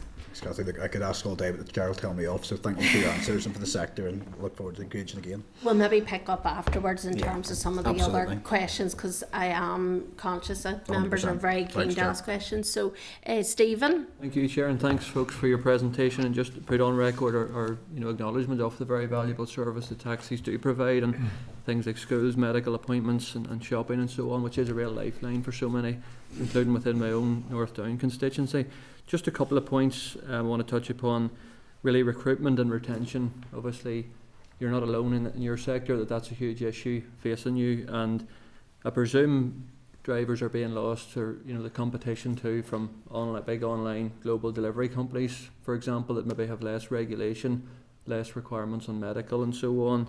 And I think when we see the graph there, the downward spiral on both vehicles, drivers and operators, there is an alarming statistic there when, as Jerry says, about how tourism, is going, a graph hopefully is going up the other way in terms of hotels and interest, and our hospitality sector as it recovers from obviously difficult 3 years with COVID and so on. So just a wee bit more on, what you feel the department could do on recruitment and retention. I know you have touched upon it, but, the key sort of takeaways from that you feel? The current driver licensing process was brought in 2014. Yeah. Up until then, an applicant to become a taxi driver needed to have 3 years normal driving experience on his licence. He needed to have a clean medical, and he needed to have a repute check, an enhanced access NI check. Now, post 2014, a bespoke theory test and a bespoke practical test was then added to those requirements. Now, we did look at our drivers, and we believe that 85% of the drivers currently driving today are driving under those grandfather rights, under the pre-2014 regulations. Now, because of that, we had asked previously of the Minister that because of COVID and so on, could there be a pause put on to the additional elements, the practical and the theory test side of it, in order to try and encourage more drivers into the industry? And we were told no. And the current minister has said that this is a passenger safety issue, and passenger safety is hard to argue with, which is part of the reason why we're arguing on passenger safety as well on Class C. So our approach now is not to say do away with the practical and the theory testing. Our approach now is to take a different approach to practical and theory testing, make them easier to get. If you fail your theory test, make a reset easier to pass. If you've already got experience driving another type of vehicle, give some sort of credit if you're a bus driver or a lorry driver. Some of the questions, even you can go on to the NI Direct site and you can do a sample theory test. Some of the questions that you'll find on the theory test can be a little bit misleading. So we would ask that the theory test is perhaps more fit for purpose as well. So it's a tailoring. If we can't get rid of the current testing process, it's a tailoring to make what we've got quicker, less expensive and more fit for purpose. Yeah, just how does that compare to the rest of the UK, for example, the theory test? Is it more... Every licensing area has different requirements. Yeah. For example, some of the areas across the water would have the knowledge, where you need to have an intimate knowledge of the geography of the area you're in. Some of them will have more stringent language requirements. So there's no real comparator. But we would say, and even the DFI in their published stats, which are in your pack, they even do, whenever they talk about pass rates for the taxi sector, they don't compare to other regions because they acknowledge that we do things differently over here. However, can I also say, though, the situation, because of the demographic of the type of person that's going into taxis, I actually truly feel that the theory test is it's not practical for them at all, because they're so long out of school, so they have to go back to school practically. It is 40-year-olds and above. There's not young people like that's coming out going in to do this. Like, they're not leaving school to become a taxi driver. So in the Newry area, the people who are coming into taxis are actually 40 and above. They're people who have maybe been bricklayers and they've maybe worked in Dublin and they've come back now and they want to settle down at home. So I do think, again, the taxis in the country are different in some ways, same issues as such, but we are slightly different in that is the demographic of our taxi men coming in. So the theory test is like asking you to go back to school, and that's not the way forward for us. And hence those people will go elsewhere for employment where there's not the demand on the night time working and so on, I'm sure. Taxi drivers are self-employed. So if you came to me and said, I want to become a taxi driver, and we said, well, look, it could take you 6 months and you might not even pass and get onto the road at the end of that. As you've said there, they'll go off and they'll drive for Tesco's or Amazon. There needs to be more of an incentive.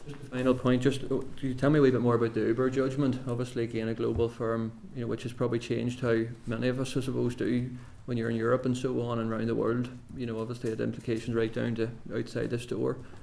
Well, I think first of all, the Uber judgment is Uber have to operate under the licensing requirements from the areas that they are in. And in Northern Ireland, they operate under Class C, which we have said is a sector which was never designed for taxis. It's designed for wedding and funeral cars and novelty vehicles, which hence the reason why the Volkswagen Polo got into that, because it has very lax regulations. Uber should never have been allowed, in our opinion, to come into Northern Ireland under Class C. Now, we have no problems with Uber, but Uber should be Class A, just like the rest of us. Same maximum fare tariff, same regulations. Now, as for the judgment against Uber in London is actually relevant. They are principal, and the reason why they are principal is because if you book an Uber and you take out your credit card, you put your details into the app, the money goes directly to Uber. So say your fare is £20. You pay credit card of £20 to Uber, and that bounces off Uber in Amsterdam and Uber in America. And then what Uber do is they take their admin charge out of that, they take their platform fee, they take all the other bits and pieces out of that, and then they pay the driver the balance at the end of that. So they are the principal, they receive all the money and they pay their costs out of that.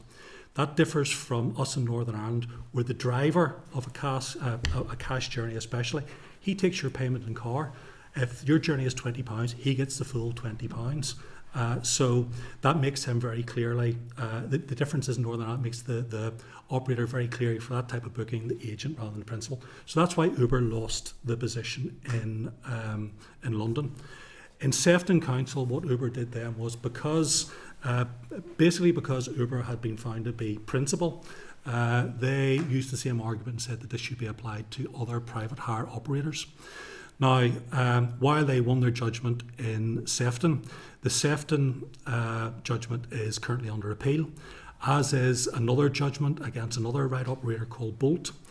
And the Chancellor in his budget this year said he's going to put the whole thing out to consultation.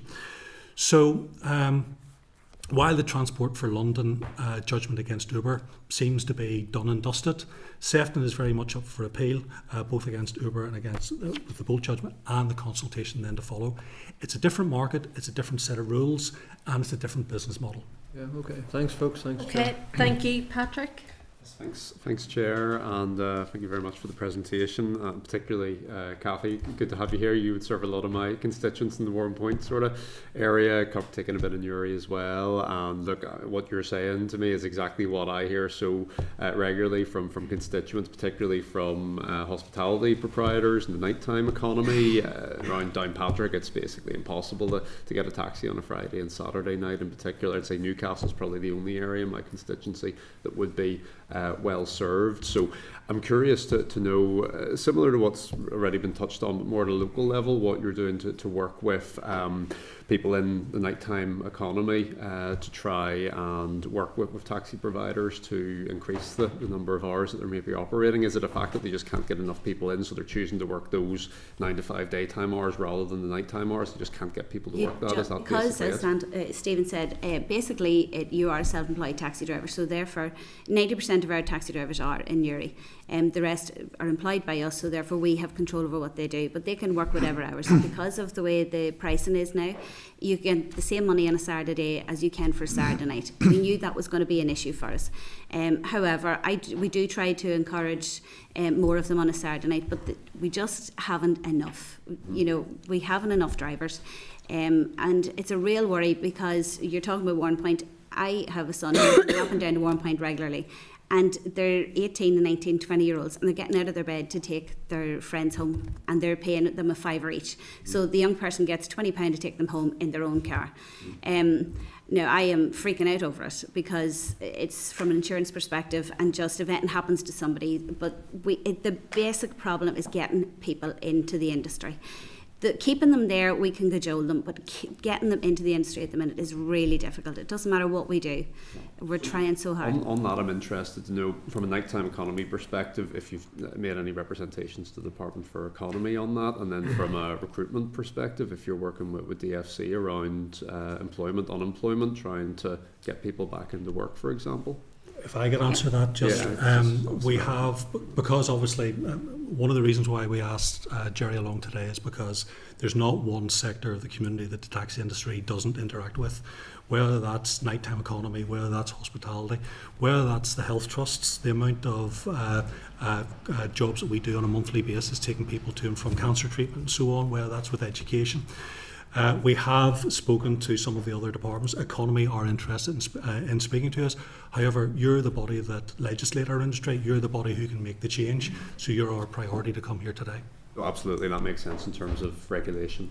I get that. I'm just thinking there are areas where there's synergy with other departments that could be beneficial in terms of particularly that the recruitment and driver acquisition question. Just one further question, Chair, on the Uber and Lyft and Bolt question. Would I be right in thinking, I mean, would you welcome them into the market, but the issue is the regulation and the fact that they fall under Class C? Because, I mean, the way I see it, they do provide a valuable service. They've got that tech product there, which, I mean, we've all used. It is very, accessible and efficient.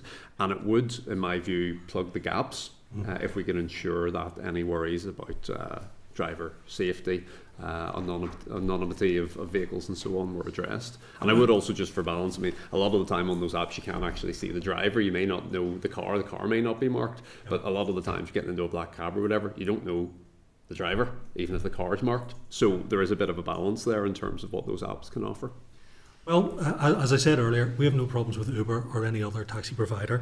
The stats would say that the number of taxi companies has dropped from 1,800 to around about 1,120 now. So there's certainly plenty of opportunity there for more operators. And we're on record at a previous presentation saying there's not an issue with Uber, Bolt, Lyft, any of the rest of them. Our issue is in the way that they're regulated, in that they've come into the market in a classification which isn't intended for taxis, and this has enabled them to skirt around both in terms of vehicle safety, but also then in terms of maximum tariff legislation. Now, there is a point at which deregulation goes too far, and if I can give you an example. Whenever there are too many taxi drivers, and what happens is you're going to the supermarket, it's a £5 journey. You're going to the nightclub, and it's a £10 journey. Whenever there's too many taxi drivers and they're all out there bidding for the same work, then what happens is you'll take the job that's in front of you. Whenever there's too few taxi drivers, as Cathy has said, too few taxi drivers means that they can be picky about what jobs they accept. So you might not be able to get to the supermarket because Cahill's journey is more lucrative. Now, you have that already within operators because of the lack of drivers. The way that deregulation has worked in the Republic of Ireland, for example, where you have Lyft and Bolt and all the other ones, what you're seeing there is a taxi driver with maybe 6 phones on his dashboard, logged into all of these. So he accepts a booking for Uber, and then a more lucrative booking comes in for Lyft, and he drops the Uber booking and he takes the Lyft one. So while it might favour the driver, it gives a much worse service to the passenger, and that's one of the things you need to try and avoid. So it might sound daft, but we'd actually be calling for maintaining the regulations and the legislation there rather than relaxing them. Okay. Cahill? Chair, I must have missed the taxi.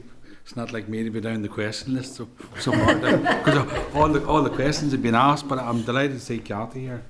I mean, because obviously I've been up here now since 2007, so I know a wee bit about the taxi industry. But my point is, and Stephen, you've answered most of the questions, to be fair, and Cathy's given an overview, because it's interesting to find out outside how it's going to impact on the rural areas. But probably my key question to you, and you know, you've asked about a review of the Taxis Act, and there's a number of people have asked that.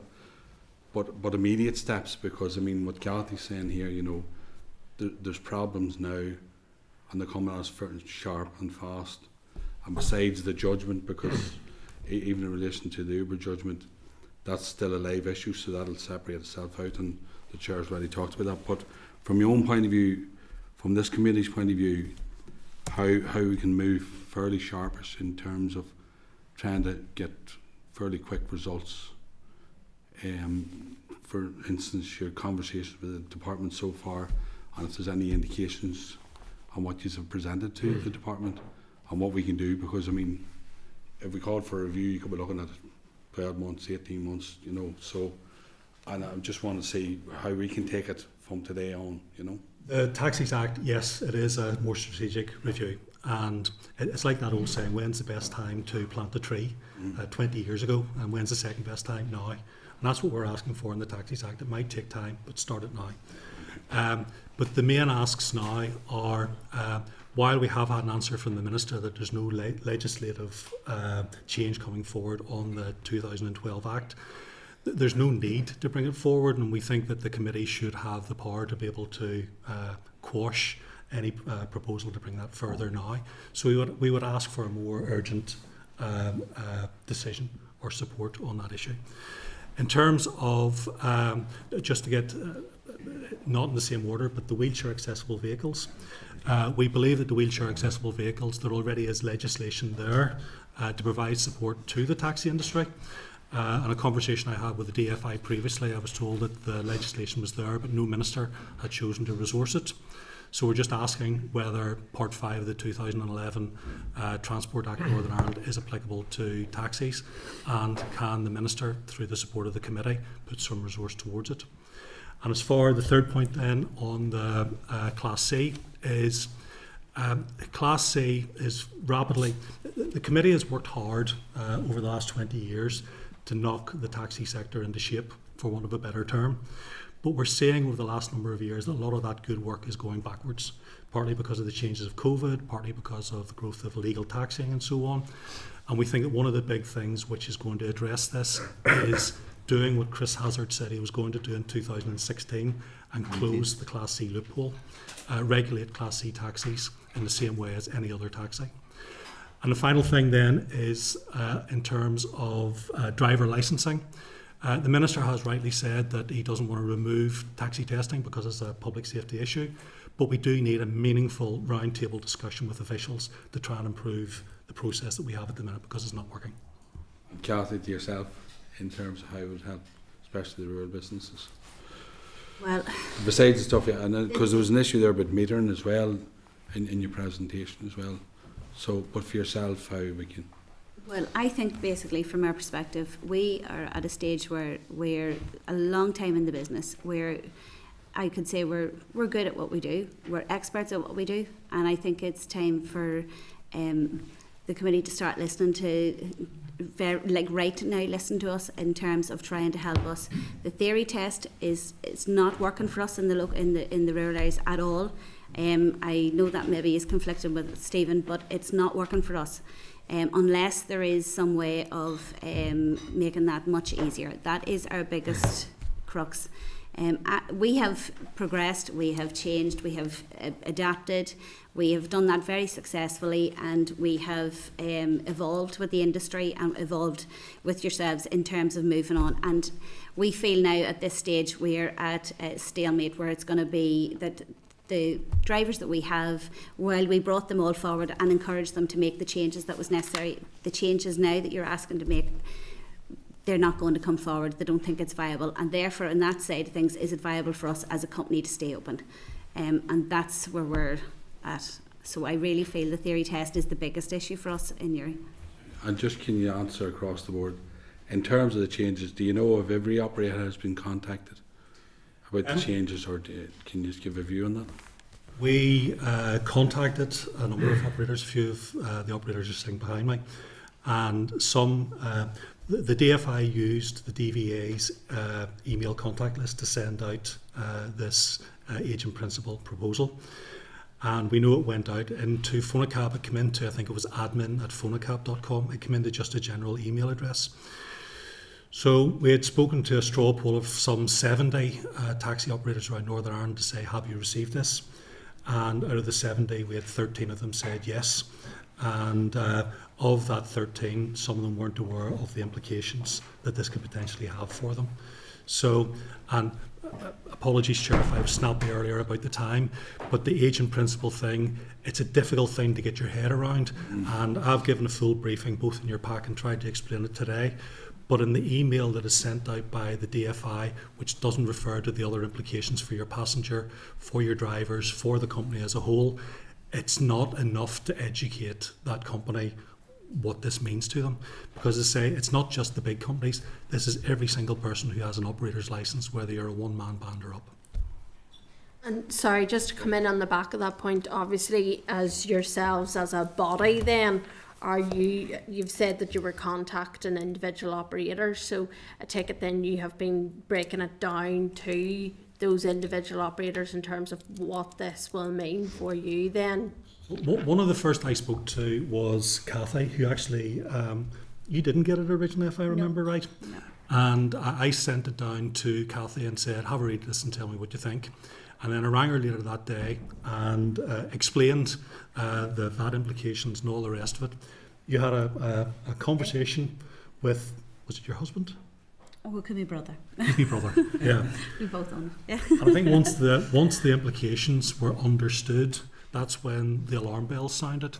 And I should say, I had the same conversation with one of the officials from the DFI, who I don't think understood everything else that was going on with HMRC, the different business models that exist between us and the likes of an Uber and so on. So I think that the agent principal email that went out in a bubble. It didn't go out knowing the full context of everything that was going on. Now, the useful links page that I've sent you there, it's in your pack. There's 2 links there which talk about the Sefton judgment and what's happening there, and an update on it. But there's also a number of links there to media stories across in the rest of the UK, how they've tried to break this down into simple English for the everything from the Telegraph to the Sun reader. So there's an understanding out there that this is a complicated issue and needs to be explained. Now, we have looked at this from a number of different avenues. We've taken legal guidance on this. We've taken lobbying and going to the media about this.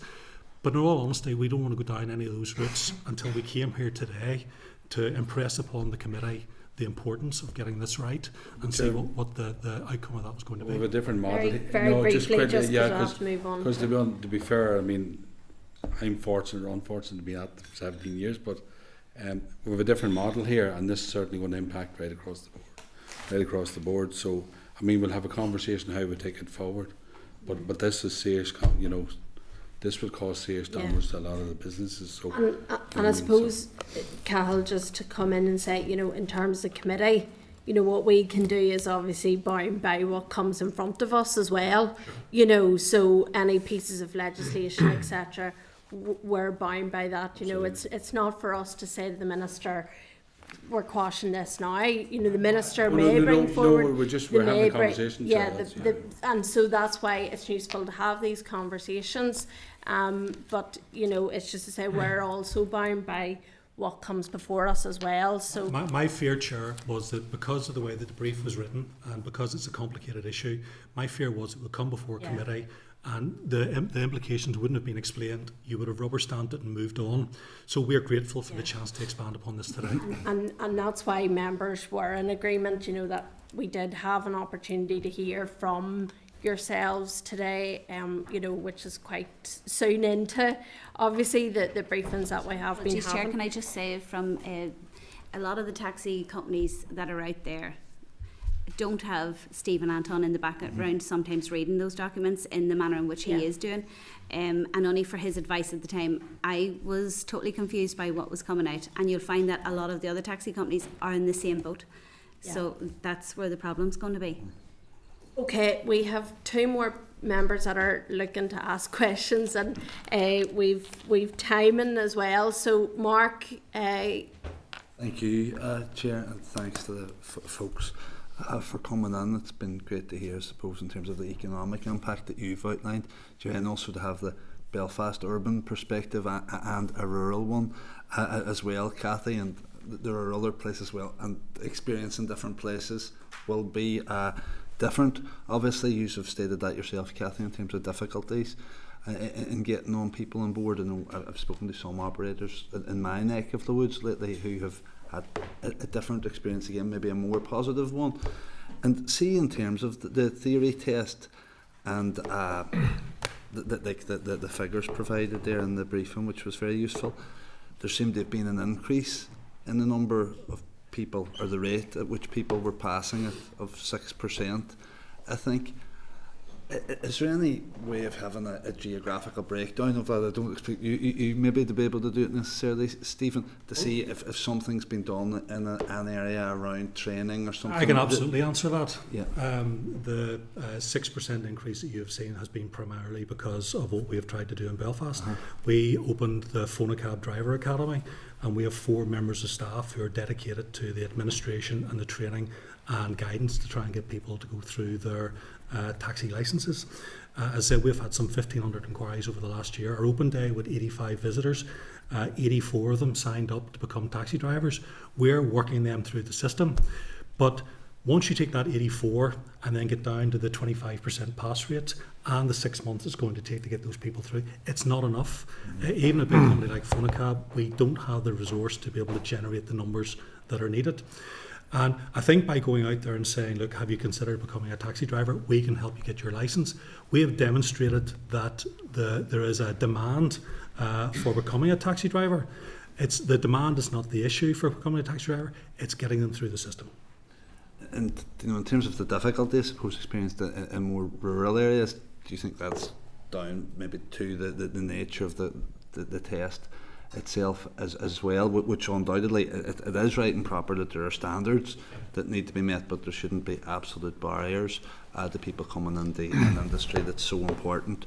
We've heard of the economic importance, but it's much wider than that, the social importance of the taxi industry, when it is virtually a lifeline to so many. I would certainly be supportive of your call to, if not even make the test easier per se, if there was a way of banking past modules as such, rather than if you fail one, you That's fail just them one all. idea, but I think our point on this is that if it cannot be removed, it needs to be amended.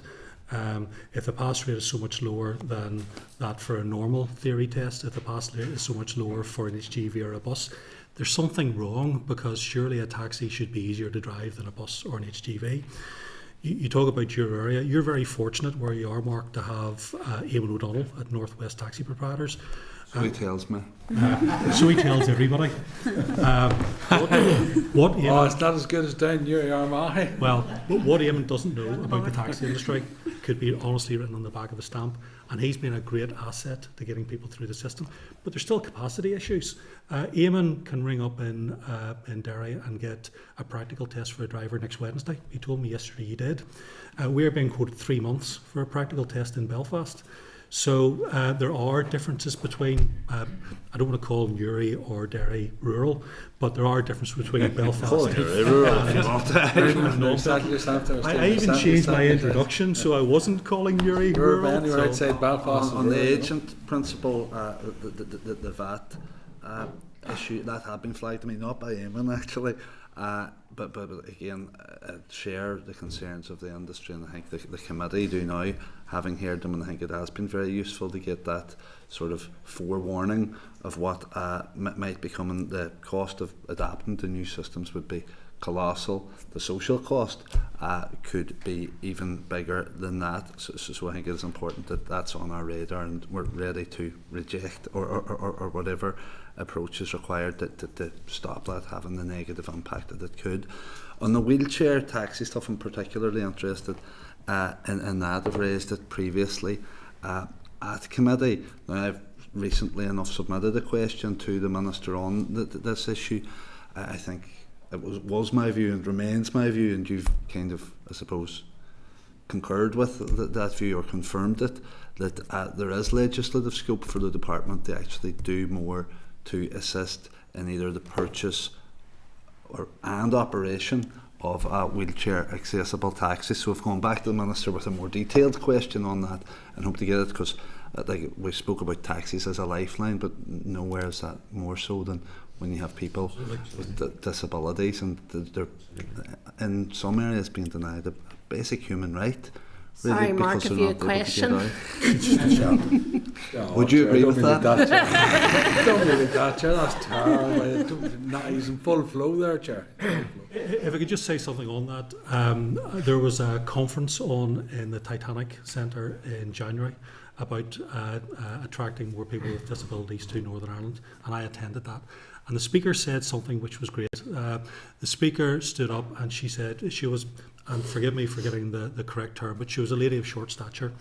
And she said, look, my hotel room,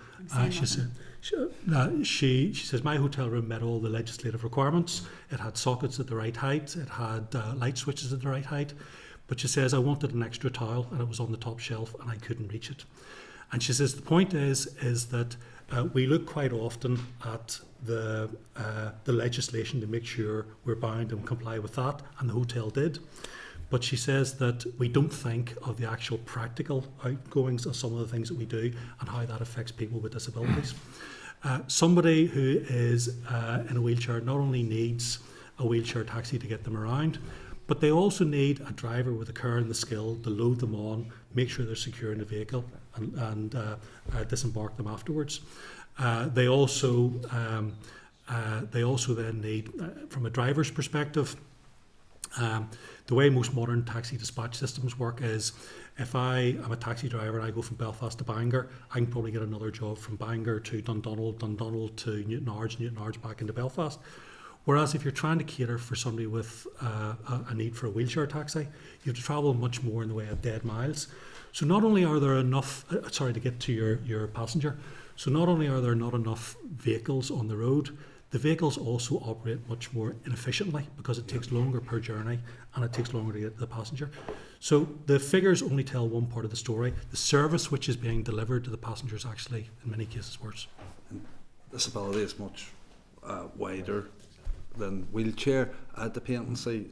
It's just following on from the point you'd made there. Do you believe that the CPC training, is there sufficient focus for drivers on disability awareness when we're seeing an increase, particularly in mental health, dimension, things like dementia, etc.? CPC, for any member who isn't aware of it, all drivers have to complete 35 hours of mandatory training in order to be able to renew their licence, and this normally comes in 7-hour blocks, and the only one subject which is completely mandated is disability awareness. Now, I should say that even though the CPC training is there are so many examples that come up that don't fall within CPC.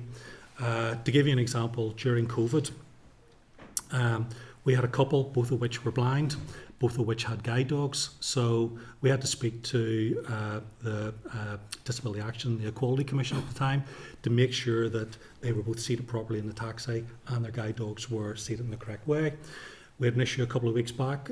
Somebody, again, with a guide dog wanted to sit on the seat beside them. The rules say they have to sit on the floor in front of them. So the CPC won't cover everything, is what I'm saying. And the depot themselves, I know any driver who joins Phonacab, you get an induction and things like this. So there's an awful lot of things where we will brief for drivers outside of CPC. Some CPC, the drivers would argue that it's not necessary. We would argue, again, like driver licensing, it could be made more fit for purpose. And then just very finally, Chair, and this won't be a question, but I would just also there has to be a complete review of the legislation.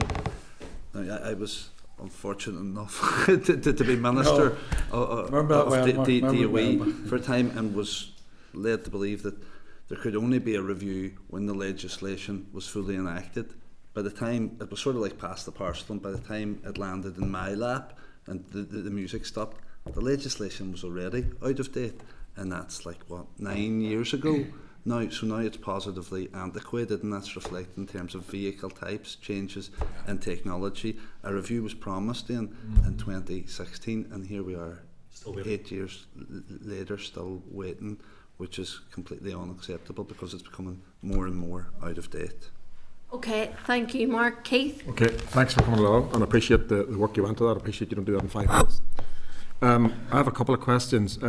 You referred in 2014, 2021 and 23 the number of licences, 16,000. I want to make sure I'm right with my figures. 16,000 down to 8,500 down to 7,500, or approximately 5,000 people operating now. Who's filling the void? I think it's a number of things. I think first of all that, as we've said, passenger behaviour has changed. Offering lifts, staying at home, designated driver, that has been accelerated as a result of COVID. But the old saying, nature abhors a vacuum, and what has happened with legal taxis not being there, we're seeing a growth in illegal taxis. We're regularly seeing on social media people pointing out vehicles of people pretending to be taxi drivers outside of Benedict's or the National or whatever it is in Belfast. So I think unfortunately we're seeing the illegals stepping in. So following on from that, can you give me an estimate from an urban point of view and a rural point of view what the illegal taxi industry like in percentage-wise based again proper taxis? So if you were to give me a guesstimate, urban may be different than rural. I would be loath to put a figure on it because it's not something that we have done any specific research into. However, what I would say if you were guessing, I would say probably 25%. In urban? Urban. And what about rural? Oh, it's definitely 40 or 50% for definite. Okay, so there's a 50-50 chance of me getting into the wrong taxi in urban Newry. Half. Definite. So what would you say to an individual in Newry, a lady or a man getting into a taxi that's illegal? What would you say to them now the risks are? The risks are massive. At the end of the day, the whole concept of when you go to get into a car is that you want to know that the driver is fit and able to drive that car. You want to know that the car is fit for the road and you also want to know that they've proper insurance if there is an accident or anything. You know, We're going to hear the and what story, I'm and it saying will is- come. If there's a 50% chance of getting Yeah. into the wrong taxi in Uri, there will be a fatality. And everybody else... There's already been a fatality in Uri. So there's going to be a fatality, and people say, oh, the government wasn't doing enough. What would you say to people getting into the taxi, or the parents of people to say, don't be getting into a legal taxi? Well, what I'm saying is they don't know they're getting into a legal taxi. That's the whole problem. And I am trying, like, we would try to encourage from the young people's perspective. We would try to say to them, please don't do that. But you can't go out there and sit on the streets with them, and we can't sit outside the office and say, don't get into that car across the road. It's an illegal taxi. But they are doing it because they just want to get home, and they're paying over the odds to get home. And one particular driver is taking people out of a pub in Camla, and we spoke to him and said, would you not go legal, like, you know, and, you know, work it out with them and try to go through it. He says, well, what's the process? And when we explained the process to him, he just said, no, I can't be bothered with that, I'm making more money out there. And that's exactly the situation that we have. So we are up against it out there. So we are trying to get those people to come into it and be legal. And we want to say to people, you have to have, you know, it's a roof sign. It is safe. That's what we're trying to promote all along, having the roof sign and going through our processes. That's why we have evolved with you. That individual getting into that taxi and is seriously injured or hurt, Yeah. who does she go after? Well, that's the problem you have. So effectively, the taxi driver's in prison. Say that again, sorry. The taxi driver would be in prison. If he or she driving the vehicle had an accident, Yes. taking hire or a reward, which would be against any insurance, I presume. You're taking hire or a reward, you'd have no insurance, so that person would be in prison driving that taxi. Theoretically. If that's the legislation, if a prison sentence is the appropriate punishment for illegal taxing and there's an accident, then yes. So you're and I'm not holding you those figures, but you're guesstimating 25% urban, 50% rural. What would you say then to the illegal driver? I had a conversation about what you would say to the person getting into the taxi. What would you say to the illegal driver now? And they're probably listening to this. So they're going to go to prison if they have an incident in that car because they're not insured. Would you say that to them? Well, we are saying exactly what you're saying, that it's it's so dangerous and you're not insured properly, but they're willing to take the risks. So they're taking the higher reward fair. Yeah. If they have an accident, they're liable. Yeah. Okay. But they know that. But what I will say is, from our perspective, it's not just about what we can do. Enforcement at the minute, we are actually enforcing the rules for the industry as taxi companies with our operator licence, and we're actually doing an awful lot of administration in the background, making sure licences and everything's all approved. But who is, so we're enforcing our own drivers, that's within the industry. Who is it that's actually enforcing those illegal taxis? So it's not up to us to do that. And it's not my job to actually go to that person and say, it's actually up to you and to the police to be enforcing those and making sure that they're not on the road. So we're doing our job in enforcing those that's in the industry. It's up to somebody else to try to help us with regard to the rest. Okay. Stark facts, the numbers you give me. One final point, and this is the last one. You talked about, obviously, we're listening to you today attentively. Is the department listening to you? Well, we haven't had a direct engagement with the new minister yet. The minister would have been aware of these More issues. broadly, the individuals involved. We do speak to the officials, myself and various people in the gallery behind me. And certainly, in most cases, they are receptive whenever they listen to the issues. But listening to the issues and sitting down and doing something about it aren't the same thing. Thank you for your time. Thank you, Chair. Okay. Peter, lastly. Yep. Thanks everyone for coming in. A lot of my questions have been answered. Just two quick points on the illegal taxis aspect. I'm just wondering who is responsible for that enforcement to ensure they're not taking place. I'm thinking from a Belfast perspective. 2 seconds. I'm talking from a Belfast perspective as an East Belfast MLA.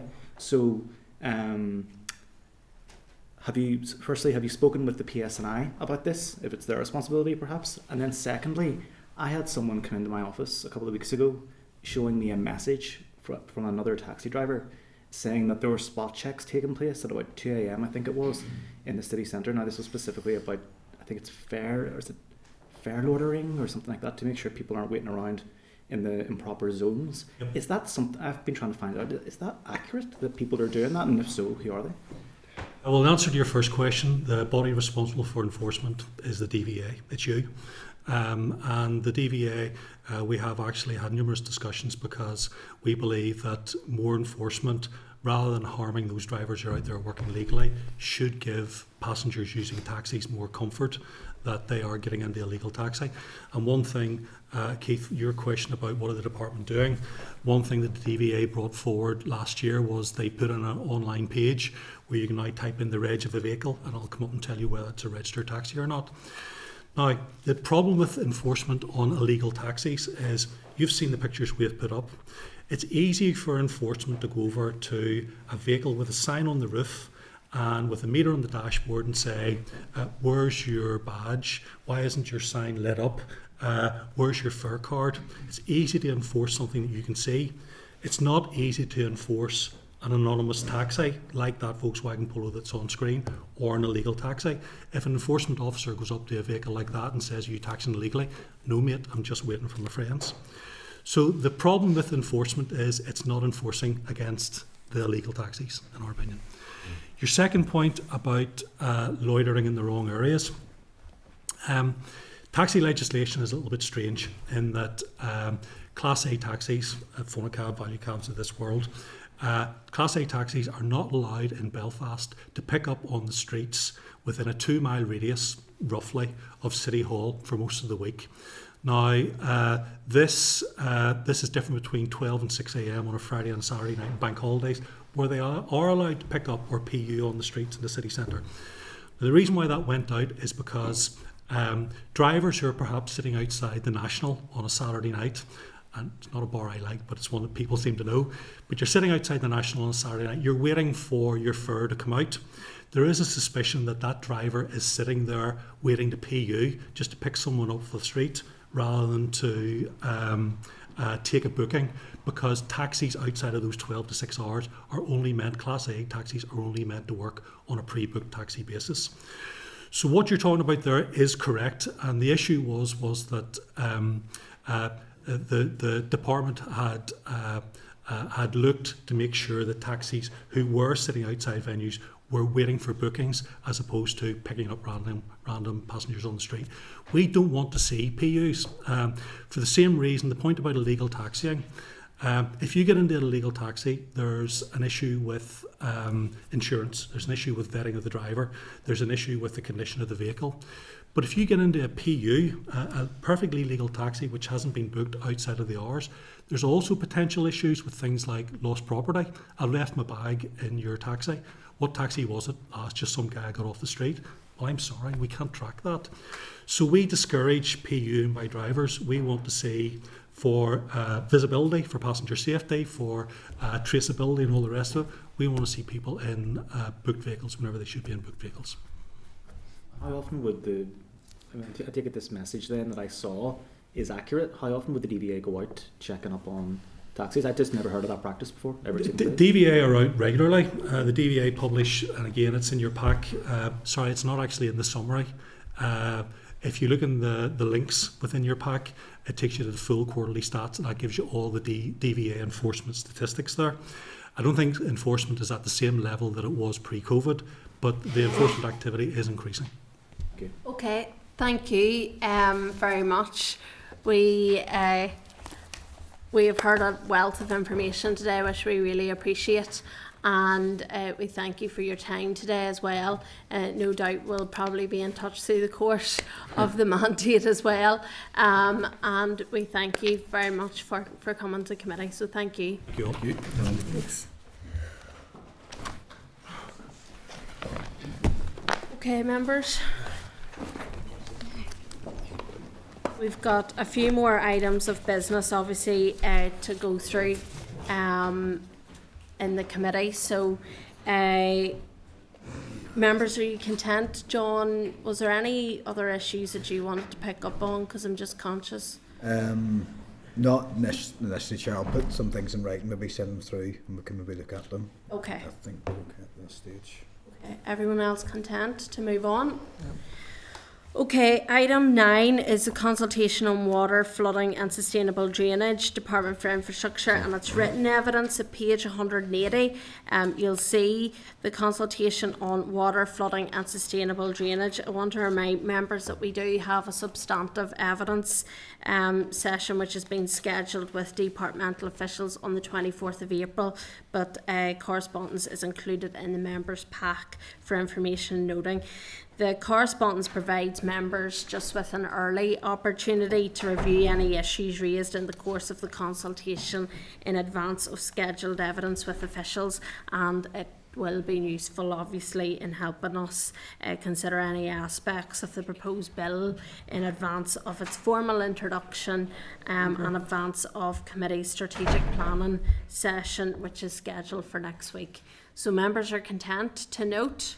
Sorry, Chair, is that the flooding one? Yeah. Yes. See the way it says proposals 2 and 8 have been withdrawn? Is that the proposed bill, yeah? There's two items within it. Yeah, it has been withdrawn, and it says further research will be undertaken and the proposals will be considered for a future bill. So can you get more, see that research, can you get more detail on that research, please? Yeah. There's item 2 and 8, okay, thank you. That's no problem.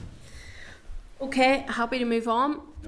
So item 10 is the implementation of the Reservoirs Act Northern Ireland 2015 consultation response report, which is written evidence at page 271. You'll see the implementation of the Reservoirs Act Northern Ireland 2015 consultation response. So I'm seeking agreement just that the clerk seeks to establish the anticipated timescales for the development of the regulations and to schedule an oral evidence session as appropriate in the forward work programme. So all members content with that? Agreed. Okay, and then item 11 is planning in Northern Ireland. Northern Ireland Audit Office and Public Accounts Committee reports, again, written evidence. At page 308 is the Planning in Northern Ireland Public Accounts Committee report. At page 348 is the Northern Ireland Audit Office report, Planning in Northern Ireland. I'm advising members that in advance of the strategic planning session on the 17th of April, the Northern Ireland Audit Office report and subsequent Public Accounts Committee report is included in the members' pack. Obviously a very, very important issue. Here in Northern Ireland we've already had a debate on it. Cahill, you were indicating? Yeah, Chair, just want to ask for a wee update because as part of that report they talked about a thing called validation checks to ease the process of applications. Can we ask the department for a wee update on that? Because that's we're looking at introducing it. Yeah. Basically it's the application process where checklist. It's a checklist really. So they're called validation.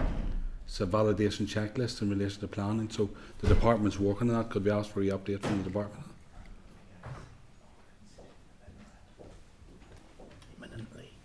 That much can we consider it, yeah. Yeah. Okay, thank you. Thank you. So item 12 is the SL1, the Period Products Department for Infrastructure Public Service Bodies Regulations Northern Ireland 2024. At page 425 is the departmental correspondence, and at page 426 is the proposal for the statutory rule. This rule is subject to affirmative resolution. Section 2.1 of the Act requires each Northern Ireland Civil Service Department to specify by regulations the public service bodies within its remit that will be required to establish and maintain arrangements to ensure that period products are obtainable free of charge on their premises. The statutory rule A specifies the Northern Ireland Transport Holding Company and Northern Ireland Water as the department's public service bodies, and B provides descriptions of premises and persons. Its effect will be to require the NITHC and NIW to provide period products free of charge in all of their administrative accommodation and in all of their staffed buildings used for the delivery of services to the public and which are normally open to the public. Provision must be made for service users, staff and visitors. Are members content with the proposal for the statutory rule? 10. Yeah. Sure. Okay, item 13 is SL1, the Planning Fees Amendment Regulations, Northern Ireland 2024. A page 438 proposal for the statutory rule. This rule is subject to negative resolution. This statutory rule will bring forward an inflationary uplift of approximately 4% to planning fees based on the CPI figure for January 2024, which is interesting. The committee might want to ask the department to provide figures for planning fee increases over the past 3 years and how these compare to inflation, if members are content, because it's just the 4% figure. January 2024 inflation was 5.1, so it would just be interesting to see the differences if you're content. Yep. Okay. 14 is a subordinate legislation, SL1, not subject to assembly proceedings. I advise the members that there are 3 proposals for statutory rules that are not subject to assembly procedure and are not required to be laid. A list summarising the statutory rules is at page 440 of members' packs, and the rules at pages 441, 449. At page 441, the Parking and Waiting Restrictions Larn Order, Northern Ireland 2024. The rule will prohibit vehicles waiting at any time, loading and unloading not permitted on a length of Rodens Court, Larn. Vehicles are accepted from the prohibition in certain circumstances. Are members content to note the proposal for the statutory rule? 10. At page 444, the Parking and Waiting Restrictions Carrickfergus Amendment Order, Northern Ireland 2024. The rule will prohibit vehicles waiting at any time, loading and unloading not permitted on a length of Prince Andrew Way, Carrickfergus. Vehicles are accepted from the prohibition in certain circumstances. Are members content to note the proposal for the statutory rule? 10. At page 447, Waiting Restrictions Ballygally, Order, Northern Ireland 2024. The proposed rule will prohibit vehicles waiting at any time, loading and unloading permitted on a length of Carn Castle Road, Ballygally. Vehicles are accepted from the prohibitions in certain circumstances. Are members content to note the proposal for the statutory rule? 10. Okay, and item 15 is a subordinate legislation, SRs, not subject to assembly procedure. Advise members that there are 11 statutory rules that are not subject to assembly procedure. A list of the statutory rules can be found at pages 450, and the rules are included in members' packs at pages 452 to 496. And I ask members if they have any issues they wish to raise on any of the proposals. So I ask members to note the statutory rules. All content? Agreed. Okay. So item agenda 16 is the forward work programme, and at page 500 you'll see the draft forward work programme. I advise members obviously that it will be updated to reflect what has been discussed and any decisions that have been taken today. So I seek agreement at this stage to proceed with the evidence sessions and strategic planning as set out in the draft forward work programme. All members content? Okay, and then any other business? I just have an item I forgot to ask members. Reference item 6. Correspondence, just for completion, just want to make sure that all members are content to action the correspondence memo at page 8 of your packs. Are members content with the remaining actions on that? Yeah. And then another item of business just that I have is yesterday a few of us did meet some of the campaigners, Monica Heaney, whose son was killed on the A1 very sadly, and we met her on the steps of Stormont, and I know Patrick, you have been involved in working I think with the family as well as Cahill and things locally. So I'm proposing that as a committee we just write to the Minister to see if he has any plans in terms of the A1 as a priority in terms of safety measures along that road. I know we do have briefings, and there was written evidence today in relation to road safety contained within the Minister's response to the committee, but it's just to see, obviously in relation to having met with Monica as members of our respective party infrastructure spokespeople role. So are members content with that? I think that'll be a good idea. Also, just to let the committee know that I've tabled the petition. It has over 12,000 signatures. They've been working over it the last few years, but didn't have the opportunity with the Assembly being down to present it yet. So I've got that tabled for 12:30 next Monday in the Chamber. So support from infrastructure members would be appreciated, of course. Yep. Thank you, Patrick. Okay, members content? Yes, sir. Any other items of business that anybody wants to raise? Just I may like to raise one on our forward programme on the road safety stuff, because of presentations 2 weeks. There's one on the 29th of May and one on the 5th of June. One of the committees I'm on received a presentation from the PSNI in terms of road safety, and I think it would be appropriate maybe to get them in to give, if that's permissible, to get them in to give their view on an update on their road safety strategy. We received a good road, so there's a opportunity maybe on the 5th. I'll get you the contact details and send them on to the clerk. Is that all right? Yeah, I'm sure that's no problem. And I think it'd be a good idea to just get an overview. And as I say, next week we'll be doing a more strategic. It's just when I see it there now, because unfortunately the numbers have risen again compared to last year. Yeah, it's an important subject for us. So I get the details and send on to the clerk. Chair, just the transport hub. Maybe I'm not seeing it. Are we going to see that? 29th of May. Maybe it's there and I'm not seeing it. Apologies. Top of the title, date and venue. It's 29th of May. 29th of May, it's there. Page 501. Yeah, five. Sorry. Yeah. I was looking at the bottom box. Apologies. Yeah, we're going to be there. I had a moment. You're all right. The next time for I've plenty of those moments, don't worry. I apologize. I see it now. Yeah. I was looking at the bottom box. Yeah. You're grand. So date, time and location of the next meeting. The next meeting will take place at 10 a.m. on the 17th of April 2024 in room 29 Parliament Buildings. Following the meeting, members will relocate to room 115 for the committee strategic planning session until 2 p.m. Lunch will be provided, so if you have any dietary requirements, please do let the clerks know in advance of that meeting.